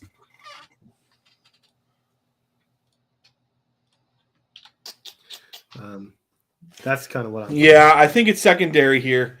Whether it's a straight corner or a safety conversion, I think it's secondary with them having already addressed their defensive line. But, I mean, there are still some quality picks on the defensive end spot, which is another spot they need to address, according to draft experts. I still, like, I know I sound like a broken record being like secondary. But, folks, it is that there is that much quality in the secondary. Much like on the reverse, the wide receivers, the secondary's there. Like, if you can have it, trust me, take it now. We've seen the Ghosts roster. They're about to go ham on defense here in a few picks. So get it while you can get it. Yep. You never know with Mike Coco. The man knows what he's doing, but some could say he's a little Cuckoo for unorthodox. Cuckoo for Cocoa Puffs. That's exactly right. Oh my god. So I just don't know. One thing I do know is that he is doing calculations that are way above our head right now to try to figure out who the best pick is. I mean, the thing is, Miami is a consistent team. They're always in the hunt. They're always contenders. They're never they're a hard, like, you're going in there expecting a battle. So whoever they pick needs to come in and be ready to perform at a high level. Yeah. Yeah, I think they go defensive side of the ball here. We got 3 people looking defense, and watch Mike go completely in the other direction because he's thinking on another level. I don't see it. I think he may even be looking at another defensive lineman. It's wide open on his roster sheet. You don't want to let any of these fall into free agency where they lose a couple tier values. Yeah. I mean, hopefully we don't get to that point. We only on day 2. We still have the Sala brothers out there. Yeah. Let's talk about them for a second. I mean, that's again, we talked about them early on in Rise. Could be the next coming of the Fist brothers. Yeah. The Sala brothers there are a quality duo on the line. Mm-hmm. You have, I mean, again, we've got a lot of super talented ends and tackles. I mean, we've got girth galore still left. Girth galore? Yeah, on the line. Girth galore? Okay. Oh my god. The pick is coming in, and Okay, thank you. the pick is here. You're not saying a girth? It's just, No, he's not going girth. I can't relate. With the 10th pick in the second round of the WFA Draft, the Miami Nightmares will select free safety Matt Ryan. Wow, is he secondary individual? Must be moving him to corner. Yeah. A But good I build. think he can make the transition because that build and that player is solid. Yep, I would agree. Hummingbirds are on the clock. Can we bring up a little bit about Matt Ryan? I want to kind of look at him a little bit more if you have a chance, Colin. With Matt Ryan? Yeah. Matt Ryan plays for Long Island. Let me see if I can get him here. Former Beaver. But love those I think sometimes Matt Ryan was overshadowed by Phil Von Pop in that secondary. But then still a tackling machine, 24 tackles, 4 assisted, 3 pass deflections, 3 interceptions. Quality on his own. And if he's going to kick him to the outside, he has a build that can hold up for that. I mean, you're looking at. Let me interrupt you just real quick. Zach, did that trade get confirmed for the Crash and Jamaica prior to the start of the draft? It Yes. looks like it has a check mark beside it. So, okay. So is Calgary picking right now? Yes. So this should be the Calgary Clash. Yeah. Sorry again, Cam, for throwing that curveball to you. No. Not this No? pick. Not this pick. The So this 20th is still pick. The 20th. They Oh, the people 20th. need to learn how to put a trade in. Yep. Well, there's edits going on and all that stuff. It makes it complicated. Okay, so season Jamaica. 10, second round at 20. Okay. Mm. So I took it Okay. as the 20th pick from. So Yes. originally Boston's pick. That makes sense. Okay. So it's still Jamaica on the clock. Let's Yep. see where Jamaica goes with this. They had linebacker, free safety, and centers needs. Again, I don't think offensive line is where we're going. The value's just not there in the second round. Still quality safety help out there. You got Emmett Pierce. You've got Smokey McRae, Skinny Washington, Cody Morris. Like there is safety talent out there. While Collins going back and forth, Zach, do you have an idea? Do you have a guess where you think Jamaica's going with this?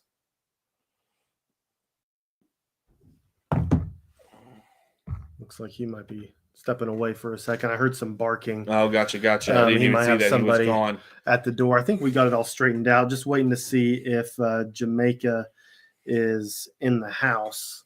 I don't have anything on them, so I'm kind of hoping they answer here. Whatever it is, Juice is going to be there to figure it out. Jordan Andrews. I mean, he's the man. He is the man. Winner of last year's bracket challenge, He was. right? So, oh, here he is. Here he is. Okay, we got a pick for Jamaica, folks. With the 11th pick in the second round of the WFA Draft, the Jamaica Hummingbirds will select free safety Mike Church. Quality pick. Take him to church. Mike Church being 6'2", 220, so long frame, got some meat on his bones, not going to get pushed around. Another Boise player getting snatched up. People like that championship caliber. Yeah. I mean, quality. I mean, this man is good in coverage, has an eye for the ball. He's a ball hawk, but got the soft hands to make those interceptions. All in all, solid pick there in Mike Church. He's going to be there not only on Sundays, but Fridays and Saturdays too in the WFA. Well, we all like those men with the soft hands. That is without a doubt. Yeah. Logan is on the clock. What are you laughing at? Just how much Logan will be on the clock for a while this evening. Might expedite the round 2 here, if we're being honest. Yeah. The pick is already in for Logan here. We're about to put Cam into overdrive. Cam is about to going to get bombarded here with picks. With the 12th pick in the second round of the WFA Draft, the Ghosts will select outside linebacker Franklin Clinton. I mean, Franklin Clinton, again, a guy I looked at personally and on the board, from Fargo, 6'4", 250. User player, it looks like. Just a solid build, sure tackler, able to make those reach tackles, those wrap-up tackles, 25 tackles, 7 assisted, 3 pass deflections, and 3 interceptions. Not often you see that from the linebacker position. That's pretty good. Yeah. That's pretty good. That's a good pickup. We're going to head to Vermont here. A slight break from Chicago while we go to Vermont. We'll be back. We'll be back in Chicago soon. Don't you worry. Keep the hot dogs warm for us. And now we get some What's on a traditional Chicago style hot dog? Yeah. Well, you got the sesame, you got the pot, you get the seeded bun with a hot dog, and it also comes with a wedge of tomato and a pepper and Have you mustard. ever had one? Yes, they're delicious. Do you eat the pepper whole? Yeah, you seeds just take and it all? all. You take it all. It's not a pepper. It's like a small. It's like a smallish pepper. It's not what you're thinking.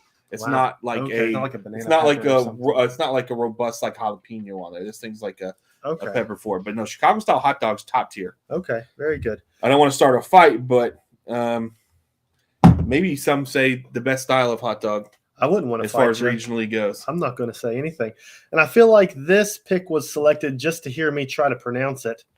And just to see Cam try to fit it all on the page, Leave this to Vermont. With the 13th pick in the second round of the draft, the Vermont Bull Moose will select offensive lineman LaMarcus Quandre Jamarcus the fourth Jr. Well, that is our first offensive lineman taken off the board. I expect him to go nowhere else. I am going to assume, quality pick for LaMarcus, the fourth junior. First lineman. I wonder what he saw in LaMarcus that he didn't see in anyone else. Maybe it's the Mack truck animation. I'm not quite sure. But maybe there was something about him. Maybe it was the name. Maybe he's 6'8", 395 pounds. He is a brick house. You're not moving this man. Oh, man.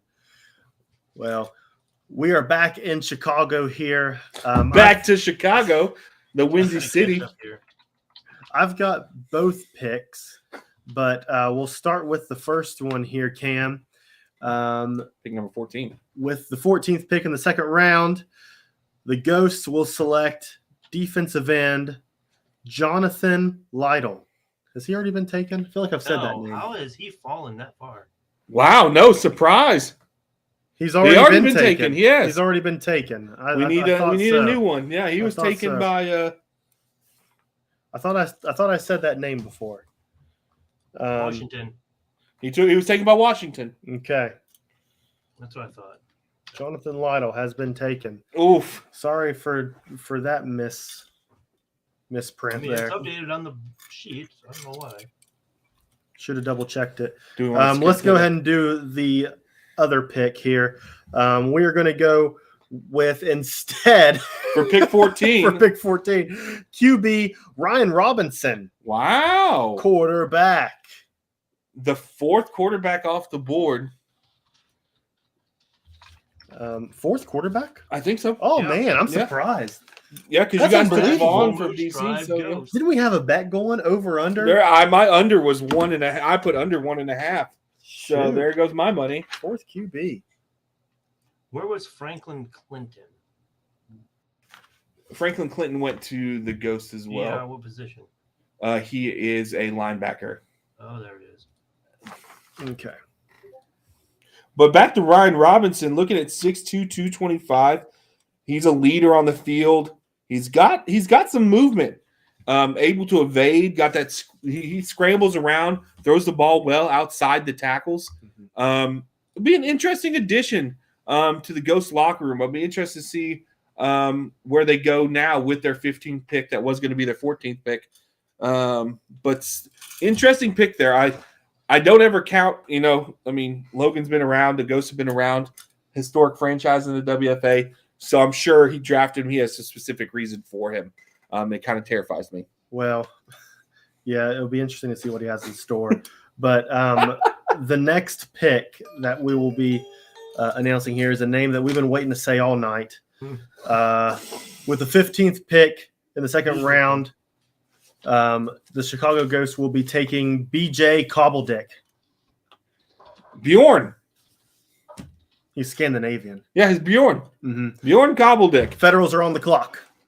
What do you guys think of Cobbledick? Well, I'm trying to get my stat sheet up on him. Give me a second. We're going a little old school here. I would say one of the top 3-4 defensive ends in the Rise League coming out of Long Island. 6'5", 294, so that big body.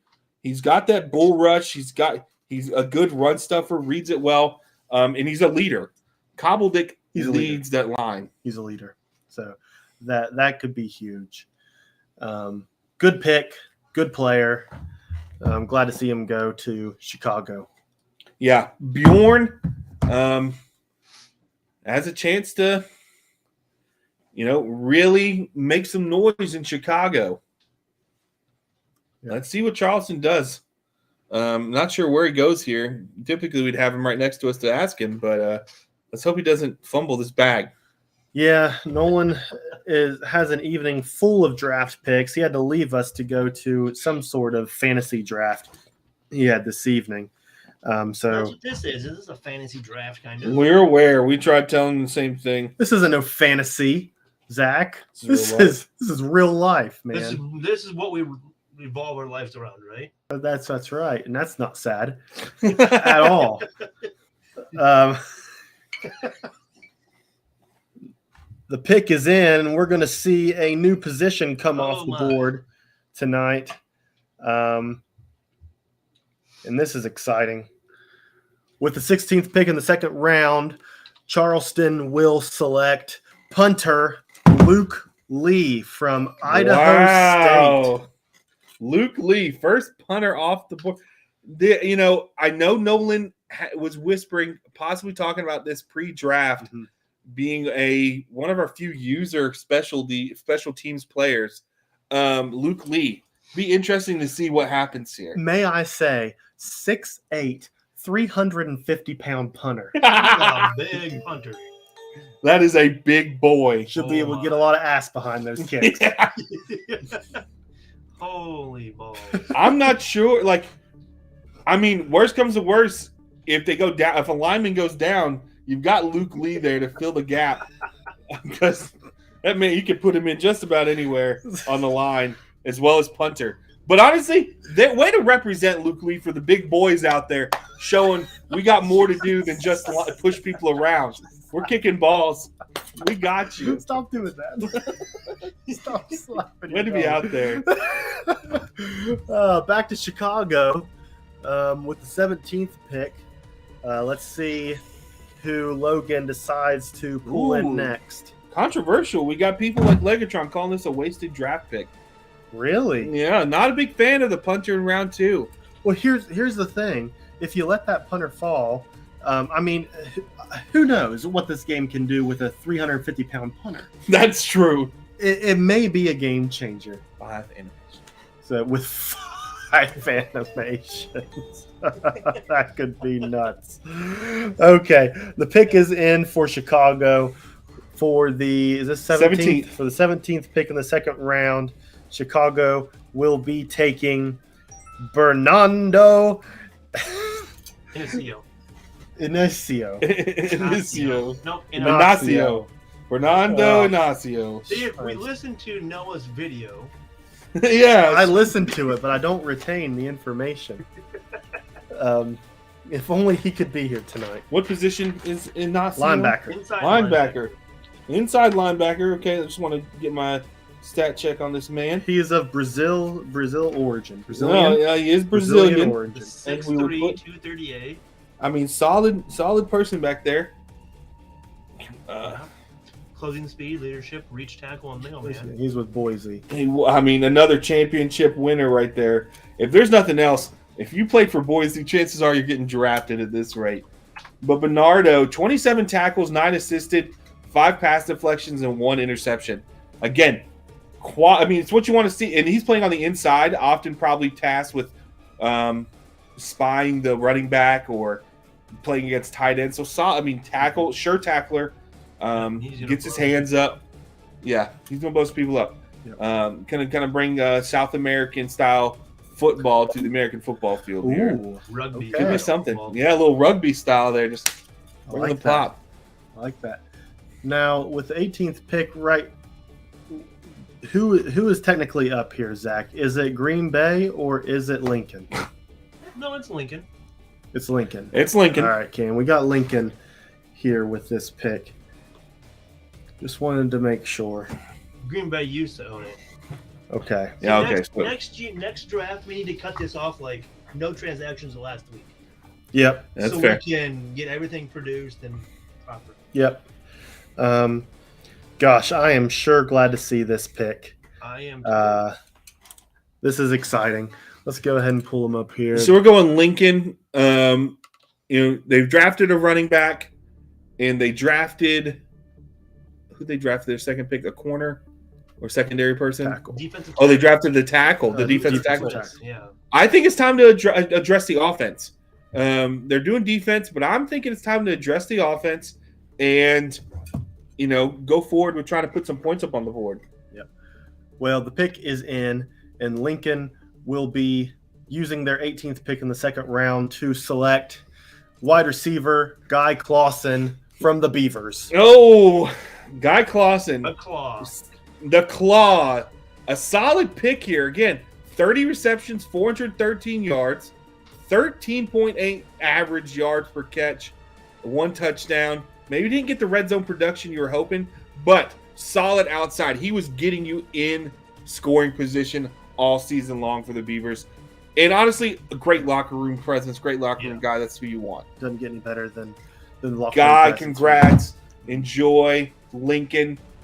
There's plenty to do in Nebraska. Is there? No. I don't know. I feel like there's like one laser tag parking at Geno's in Nebraska. Not even that. That's way too much. So, you'll find something. There's to less do. to do in Nebraska than there is Iowa. All right, maybe So just ultimate corn. Frisbee. Hope you like corn. Hope you like Corn on the cob, fried corn, creamed corn, Cornbread. All right, Forrest Gump. cornbread. Thank you, guys. But great pick, quality pick all the way around for the Spiders. Yeah. Back to Chicago we go. Yeah. Here we go. Back to the ghost Chicago territory. owns the second round here. Yes, Yeah. they do. Spooky Good thing we're ghosts not are doing all the over fifth them. round live. I'm thinking defense, because why not? That's where we've been. Yeah, that's Outside of the true. quarterback, we've kind of lived on the line. Maybe he moves back, linebacker or secondary. Still quality players throughout. Looks like the pick is in the process of being submitted, and the pick is in. With the 19th pick in the second round, the Chicago Ghosts will pick inside linebacker So you win. Bill U. Quinn. Win. It's actually, will you win? No. Will you win? That's Bill. Bill, you win. Inside linebacker. Solid picks there again. Bill, you win. Sitting at 6'3", 225. Got the speed to close in on players. Sure tackler. And is just a solid run defender. He's able to get sideline to sideline, close down those outside tosses and stretch plays. I mean, good pickup here late in the second round for Chicago. I think next up is Calgary Crash from a late trade. Our one of our only teams outside the continental USA now. Coming from the other side of Canada than we used to have represented. Let's see what the Crash go here. No, we have Jamaica. That's what I'm saying. One of the few. It's pretty much the two for outside the continental U.S. I mean, I would say kicker's not a thing, but we've already had a punter, so that's possible. But I'm going to be honest. I don't remember who they got in the first round, but it's probably we might be going linebacker here. Could see D end. We went with quarterback King Jackson. Yeah, we went quarterback. They went went Jackson. So we could easily see defense addressed here. I'm going to say linebacker. Well, they're full on linebackers. Oh, I didn't even see that. So yeah, could be D tackle. I was looking at or I wouldn't mind finally seeing one of the Sailor brothers go. Yeah, we've been waiting on them all night. I mean, that'd be a solid contribution. D tackle, fullback, or offensive line. Looks like the pick is in. You going D line here? And with the 20th pick in the second round of the draft, the Crash will be taking defensive end Marco Sala. Sala. However you pronounce it. You it. did get one of the Sala brothers off the line. You wanted to see him picked. Yep. The first of the family to go. And he's heading up north to Calgary. It's a long trip for him. That is a long trip.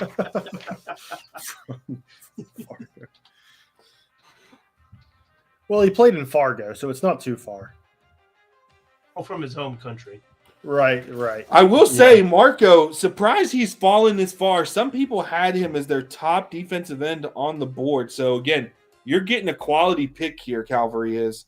Of a monster of a man at 6'5", 260. He's a leader on that defensive line. He's the run stopper. Like quality pick there. Yep. Well, the pick is already in for Chicago for the next pick. And we will say that the family will be having a house divided.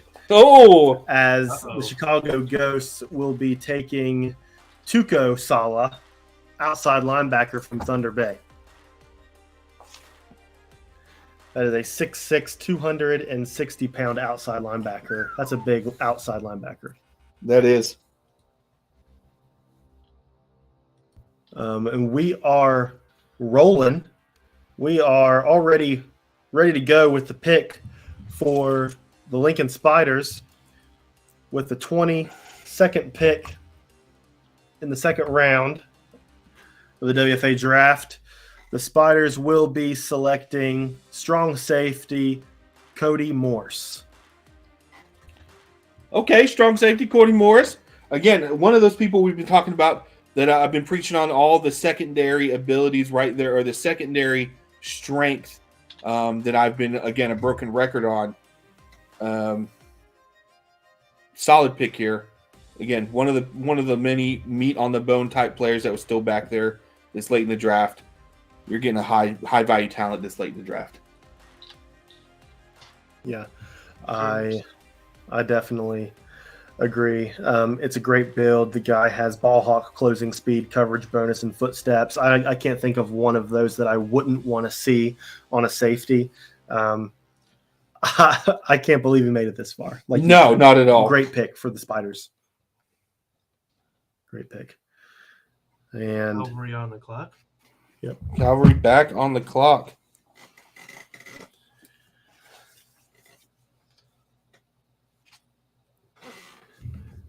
And this will be the Cavalry's second pick. With their first pick, they chose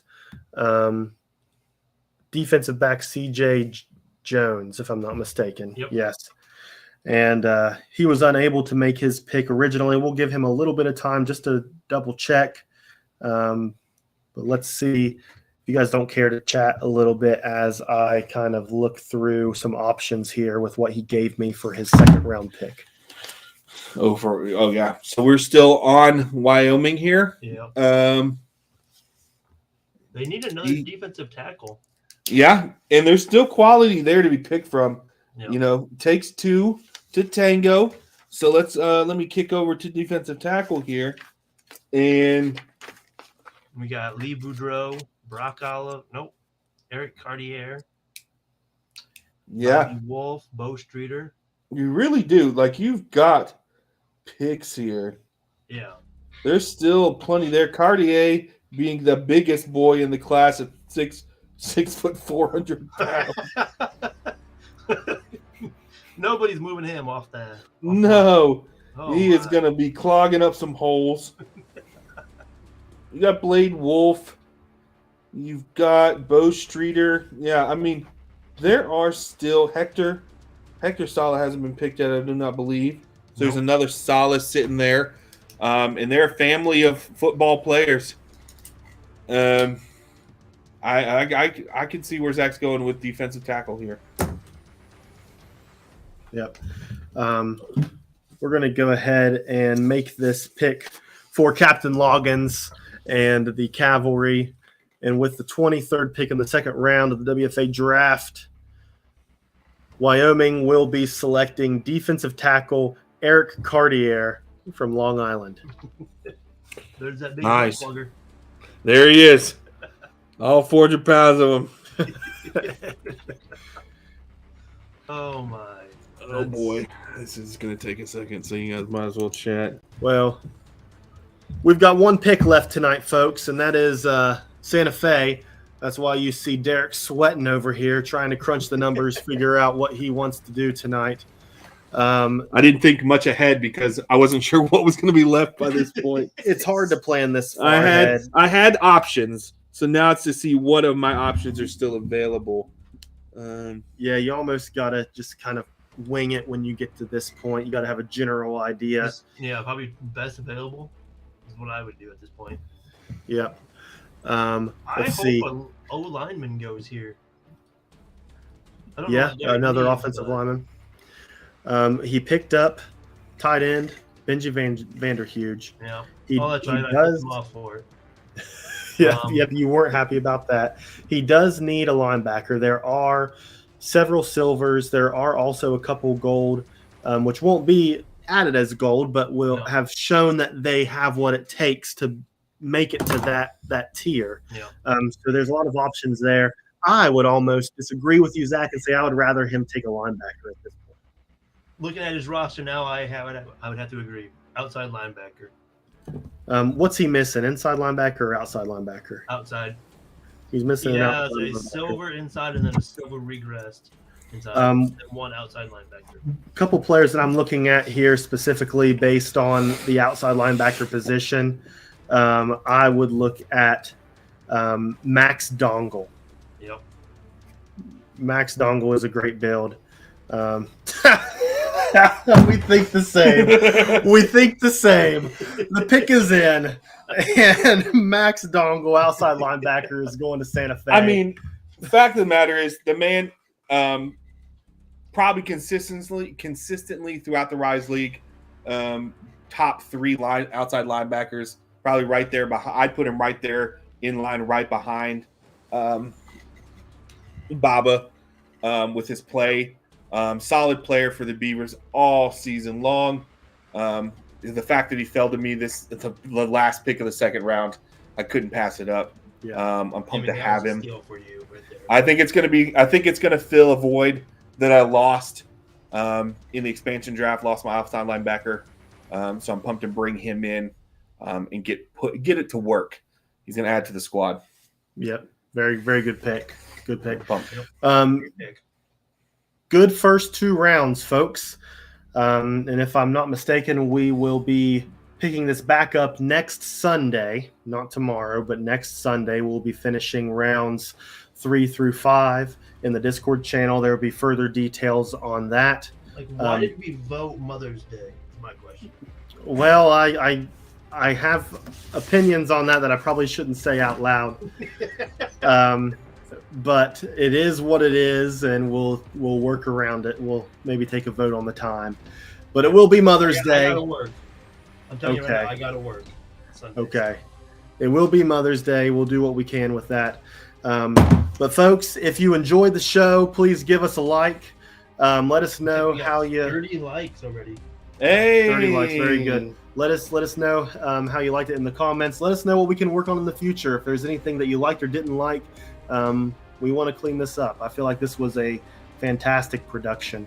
Yes, thanks, Cam. I know we threw a lot at you last minute. Appreciate it. Thanks everyone for tuning in.